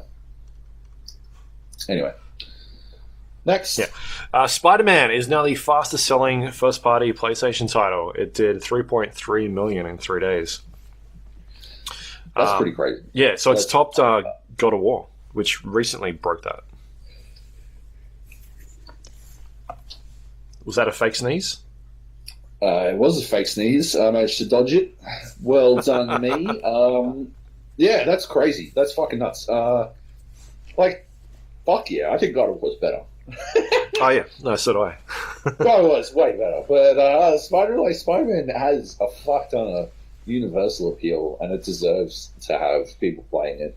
I was saw a fucking story about J. Jonah Jameson being a right-wing podcaster. How the fuck is he a right-wing podcaster? The dude spends half his fucking podcast getting upset about the citywide surveillance situation. Wouldn't a right-wing podcaster be all for citywide surveillance? What the fuck? Yeah. Anyway. Yeah, Spider-Man's great. Yeah, it's good. I mean, the thing is, God of War as well, that's been a IP that's been around for a while, and those games have been pretty solid. Not even solid. I think they've had one ordinary game, and the rest have been outstanding. So yeah, I think this is a good starting point for Spider-Man, and sort of seeing for PlayStation just to see how successful this is now, they can be like, all right, well, now we're confident we can really put some even more money behind this game. So it'd be interesting to see what is next from them, and then also all right, what else can we do? Because I feel like we may see some more Marvel titles out of somebody, and are they going to end up on will Sony end up with them as well, or maybe Microsoft ends up with some of them as well? I don't know. I think this is the start of. It's been a while. I've been all right, when are we going to see superhero games really kick off? We've only really seen Batman over the last decade, and nobody else has come to the table. There's not even been any good Superman games or anything else in the DC universe. And considering that Deadpool game, but they were. It was a tough. That was Activision, right? Yeah. Again, so Activision lost that IP. Sorry, Activision basically lost all the Marvel IP, and that's why this Spider-Man game is the first Marvel Games AAA game. It's a good step. True. Yep. Direwolves Captain. You can talk about this one. This is your story. Oh, yeah. So this came in just before recording. Oh, yeah, as we were starting. The captain of the Direwolves, the OPL champions for the League of Legends, Schönfire, has been suspended for 2 matches just before, a week before the World Championships play-ins. 2 matches, which is, I believe the World's play-ins are best of ones. So that's crazy. Best of ones. Yeah, so they do 3 best of ones, I think. And then whoever wins the majority of the best of ones, 2 teams win the majority of the best of ones, head through to the elimination round, and the other people get sent home. This is staggering. I cannot believe it. He was banned suspended. Let's see if we got it. Here it is. On September 23, routine player toxicity checks revealed that Shernfire Tai had exhibited a pattern of extremely toxic and culturally insensitive language in solo queue on the Korean server.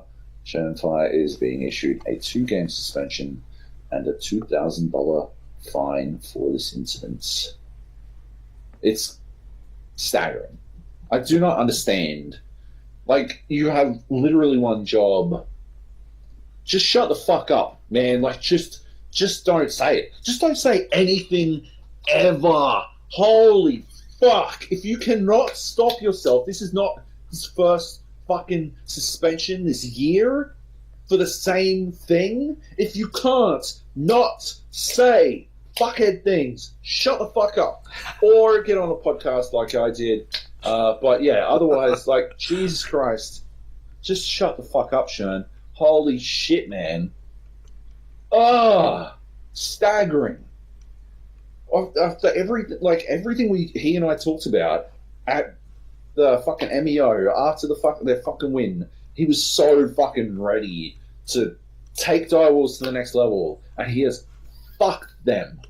Oh my god. I'm so grumpy about it. So I believed it. I believed in him. Shit, and they are fucked now. Like, I don't know who they're going to get replaced. Probably someone from the Dire Cubs. They've already announced who they're replacing him with. Right. Yeah.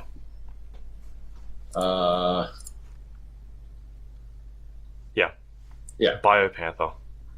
No, Biopanther's already on the team. Oh, okay. What does it say here?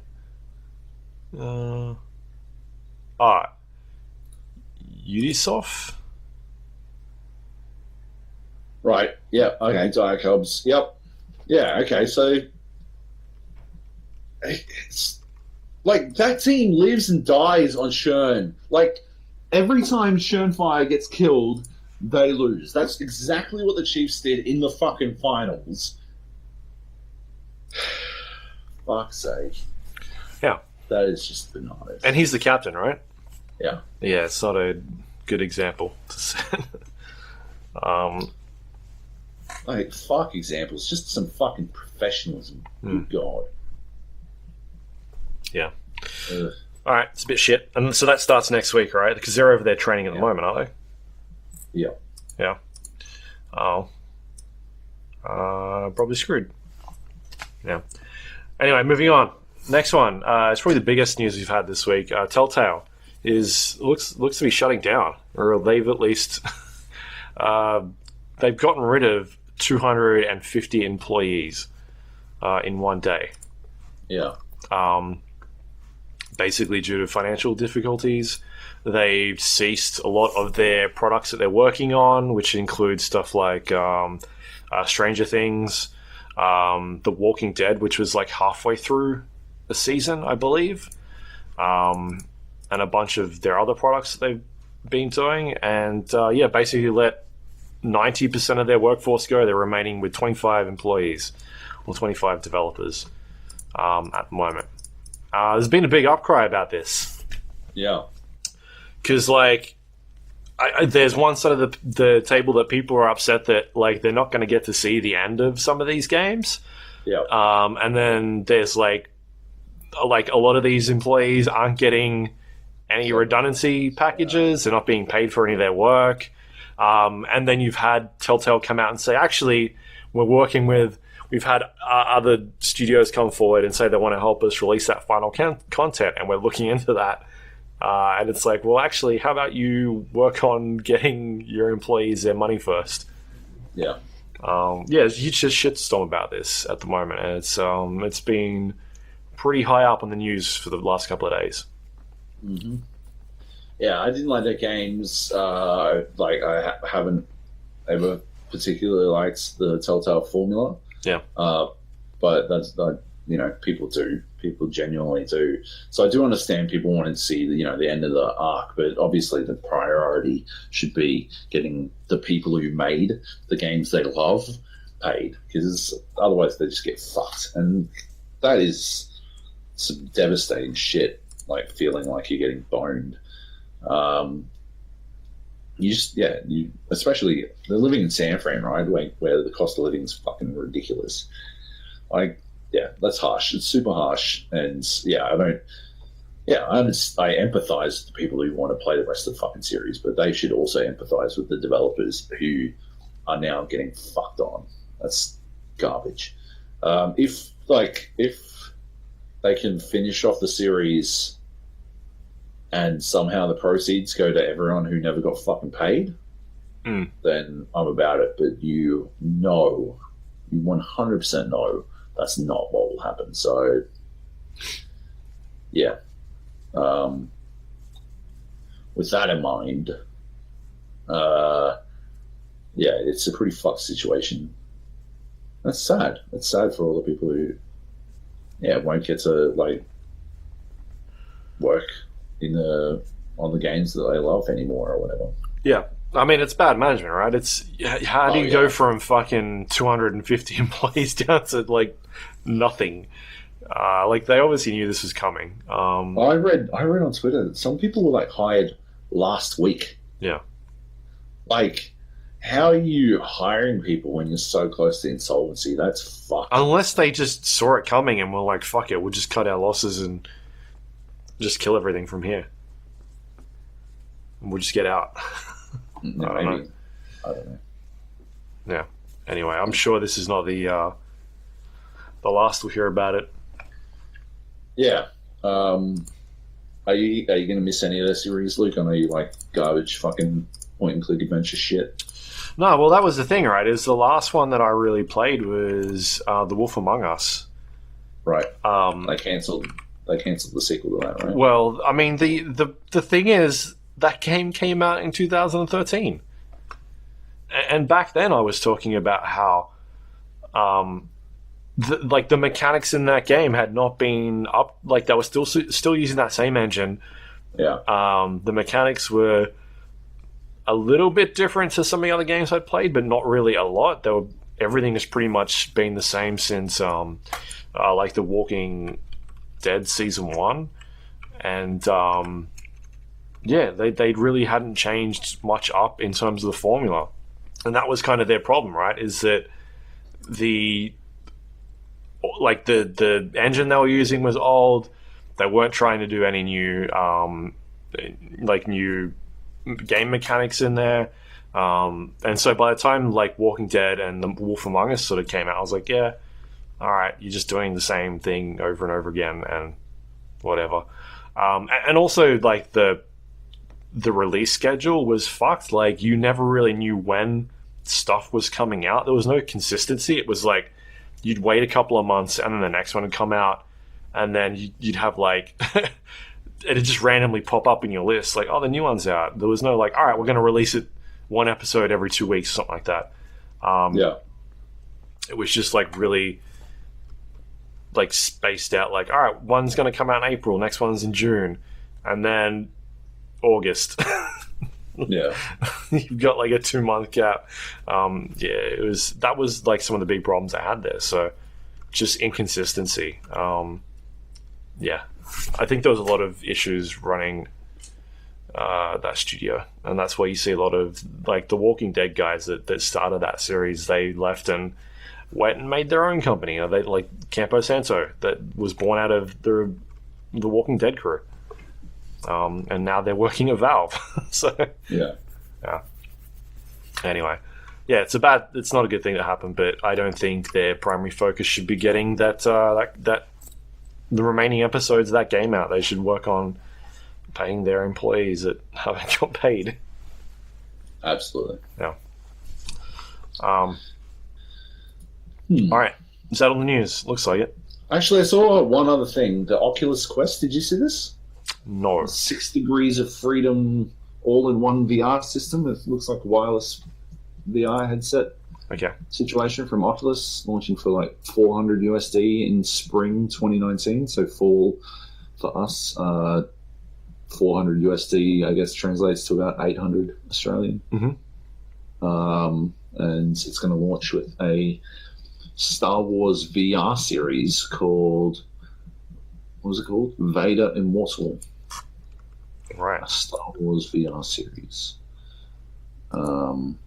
Yeah, looks pretty cool. I don't know. You haven't heard anything about this? No. Yeah, so I guess they're using Oculus Go tech to do like 1440p per eye. Yeah, it looks like it's entirely wireless. I don't know how the fuck it's going to transmit that much data. It's wild. I have no idea. I didn't really look into it. I only just saw it while we were talking, while I was trying to find more details on the fucking Telltale thing. Right. Yeah, fair enough. But yeah, looks pretty cool. I've been, getting back into. I reset up my VR machine thing, my Vive. Yep. Because my wife loves Beat Saber, and my little sister was staying with us.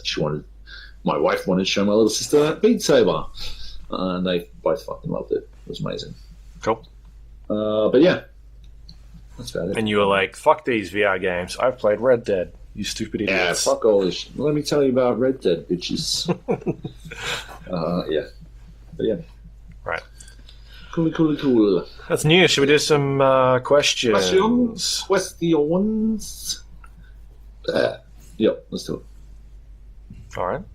You can do it. Okay. All right, I will do it. No, not that one. Bundy McBeef. Right, mini question in regards to Red Dead 2.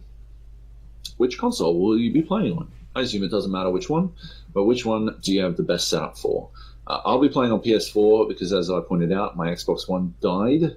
But more than that, the dev kit that they were previewing on was a PS4. And generally, I find that if they're previewing on a platform, it is their primary platform. So, primary platform is usually a couple of percentage better than the other platform. That's my theory. Yeah. I'm going with PS4. Yeah, even if my Xbox was functioning, I'd probably still go PS4. If they do cross-platform, it's not going to fucking matter. We can murder each other's horses across realms. Mm-hmm. Yeah, Luke? Yeah, I'm doing PS4 as well. And it sounds like there will be exclusive content on the PS4. They're just not saying what it is yet. So who knows? Yeah. I don't know. Good. All right. Johnny Bravo writes, why are companies like EB Games prohibited from handing out the game for games that require an online connection? Most immediate example being Black Ops 4, which is online only. You can purchase it online and preload, then play from midnight on release, or order a physical copy of the game, and if you can be fucked, go to a midnight launch. Companies should be able to hand out the disc as soon as it arrives in the store.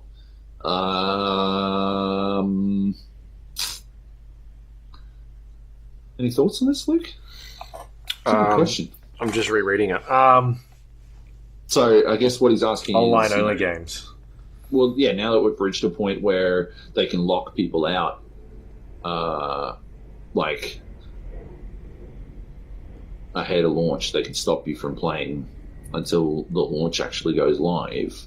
Why do they need to restrict you from having the disc? And it's not a bad question. Maybe some people are just idiots. Some people are idiots. Yeah, I mean, like, if someone goes into a store, buys a game, and then they go home, plug it in, it doesn't work. Right. And then they're like, why doesn't my game work? Yeah, that's true. They could probably get around that by having, they put the game in and it preloads and then it comes up and says this will be available at such and such time. Yeah, but then people get upset because they're like, I just fucking bought this. Why are they selling it? That's true. Yeah, you are. I'm on point. On point, yeah. JB might be thinking too much of the average person.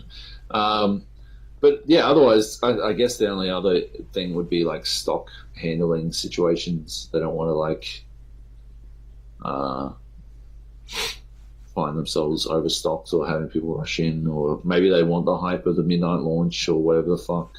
I don't know. Yeah, I mean, companies do that, the whole, let's do a thing at EB and get people down there. Yeah. Otherwise, yeah, I agree. It should be just whenever the fuck it comes in, send it through, do it to it. I mean, that's why a lot of multiplayer games I'll just preload, because you don't have to be at the store. Yeah. Yeah, like, fuck yeah. Let me jump in the moment it's live, or the moment I wake up, if it's going live at 2 a.m. Oh, well, it won't work at 2 a.m. anyway, because all the servers will crash. True. Yeah. Slip through all the nightmares. Yeah. All right, that's it. That's Good the questions. JB. That was a good one. And yeah, let us know what you're getting RDR2 on. Because, I don't think online's available at launch, but when it does go available, I definitely want to play with people. I had a lot of fun playing Red Dead 1 with other people on Xbox. It was fun. Do we have a Gap crew, or is that the Party Posse? That's the Party Posse. That is the Gap crew? Yeah. Right, okay. I just don't remember. Yeah. And also, I wasn't in it, so something was going on there. I think you didn't play GTA Online. No, I didn't. Me and Heath made Party Posse. I mean, I played GTA Online, but I wasn't, I don't think I was in a group. But I felt like I was in one for Red Dead, which is weird. I don't know. But yeah, anyway. Maybe we can carry the Party Posse across, because Party Posse is pretty appropriate for a cowboy game, I feel. Okay, yeah, sure. Yep. Posses, man. You're all a bunch of posses. Anyway. Cool. Good questions. All right, that's the show. You can subscribe to us on iTunes, Android, Windows Store, YouTube as well. YouTube.com/the GA podcast. We're on there every week now. You can also send us questions if you want to. Oh, sorry, you'll find us on the GA podcast or the Gap, on any of those things. We're on there. I checked iTunes yesterday. We're still on there under What's Hot. You know why? Why? Because we're hot. We're hot, baby. Yeah. Or go to the top charts. We're in the top 50 somewhere. Top 50, baby. Depending on when top we come 50 out. Top games. 50. Yeah. Podcasts by 2 Australians. In front of IGN. At least on Fridays. Yeah. Do they still do their podcast? They go over 2 hours. Hey? Does IGN still do their podcast? Yeah, sometimes. Okay, because we were in front of them when I last checked. Yeah. Well, the best IGN podcasts are the ones that I'm on. Yeah, that's when they bum up a bit. Of course. Yeah. The ones where me and Nate are on, and we just get fucking super loose. 6 hours. Nothing. Yeah. Those are the ones. Yeah. Yeah. All right. You can also email us, gapodcast@gmail.com. If you want to find us on social media, facebook.com/gapodcast, twitter.com/gapodcast, or you can jump onto our Discord page, the gapodcast.com/discord. You can leave us questions in there, jump in and play games. That's how Frisco and JB have been playing GTA with us. Yeah, it looks like Zio wants to jump in as well. Cool. No, Z Doctor, my bad. Sorry. They're different people. Fair enough. And you can all find those links on the gapodcast.com. That's our website. It's got all the things we just talked about in it just then, including past episodes of this show. Maybe you want to go listen to me talk about GTA last week. Once you've heard about Joab talk about it.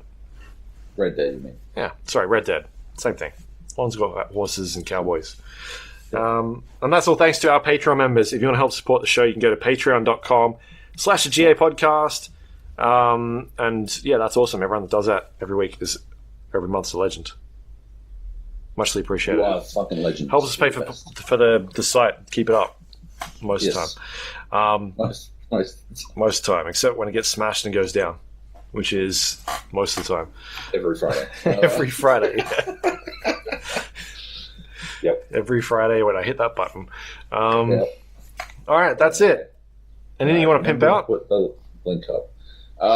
Check out skippy.tv and watch my esports show. Check out a huge Dota 2 story on Red Bull this week. Talking to a bunch of Aussie Dota 2 community members about the future of the game in Australia, how things are getting better post OG's success. And yeah, that's about it. Cool. Cool. What about you? For me, you can go to Survivor.com. I did the Red Dead stuff last week. There's 2 articles up there about my preview, and then also like a couple of extra bits of things that I noticed in the game, but didn't want to stick in the 2,500 words I already wrote. Sure. So yeah, that's all up there. But otherwise, I think that's it. Yeah, that's all I got going. NBA 2K, did I talk about that? I put a review up for that. Did you? I think that was last week as well. Yeah, it was last week. It was on a Thursday. NBA 2K19. You can go read that if you want. I think I gave it a 7. 7 or a 6. I can't remember. Cool. I was tossing up somewhere between that. Like, that game's excellent. The horse shit microtransactions, I slammed. So, yeah. Yeah. Anyway. And LeBron loves it. LeBron does love it. He plays a lot of it. Every night he's up there. He plays the Lakers as well. I don't know. That's strange.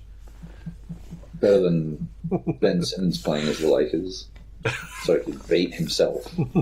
Yeah, that was weird. I think. Yeah, fair enough. That's it for this week. Next week, I'm going away to the US to see Fallout 76, and I'll be back next week when you are nice and jet lagged. Yeah, we'll have to record. I think that. Maybe day I get back. Yes, I think we will. By the looks of it. I believe I will not be able to go live until Friday anyway. So, yeah, that's fine. And then, I won't be able to talk about Fallout though until later on. So I think maybe I might be able to talk about like what I did there, like where I was. Activities. Yeah, we'll see. I don't really know yet. How good of friends you and Robert Whittaker, middleweight UFC champion, are. That's pretty fucking weird, eh? That's crazy. Yep. I still can't believe it. I still can't believe I'm not going. I think he's got a Twitch channel or something. Like I think he streams Twitch for fun. Cool. That's awesome. Yeah. Anyway, cool. Should be an interesting trip. We'll see what happens. I don't even know what I'm doing over there yet, so we'll find out. That's it. Thanks everyone for listening. See you next week. Cheers. Bye.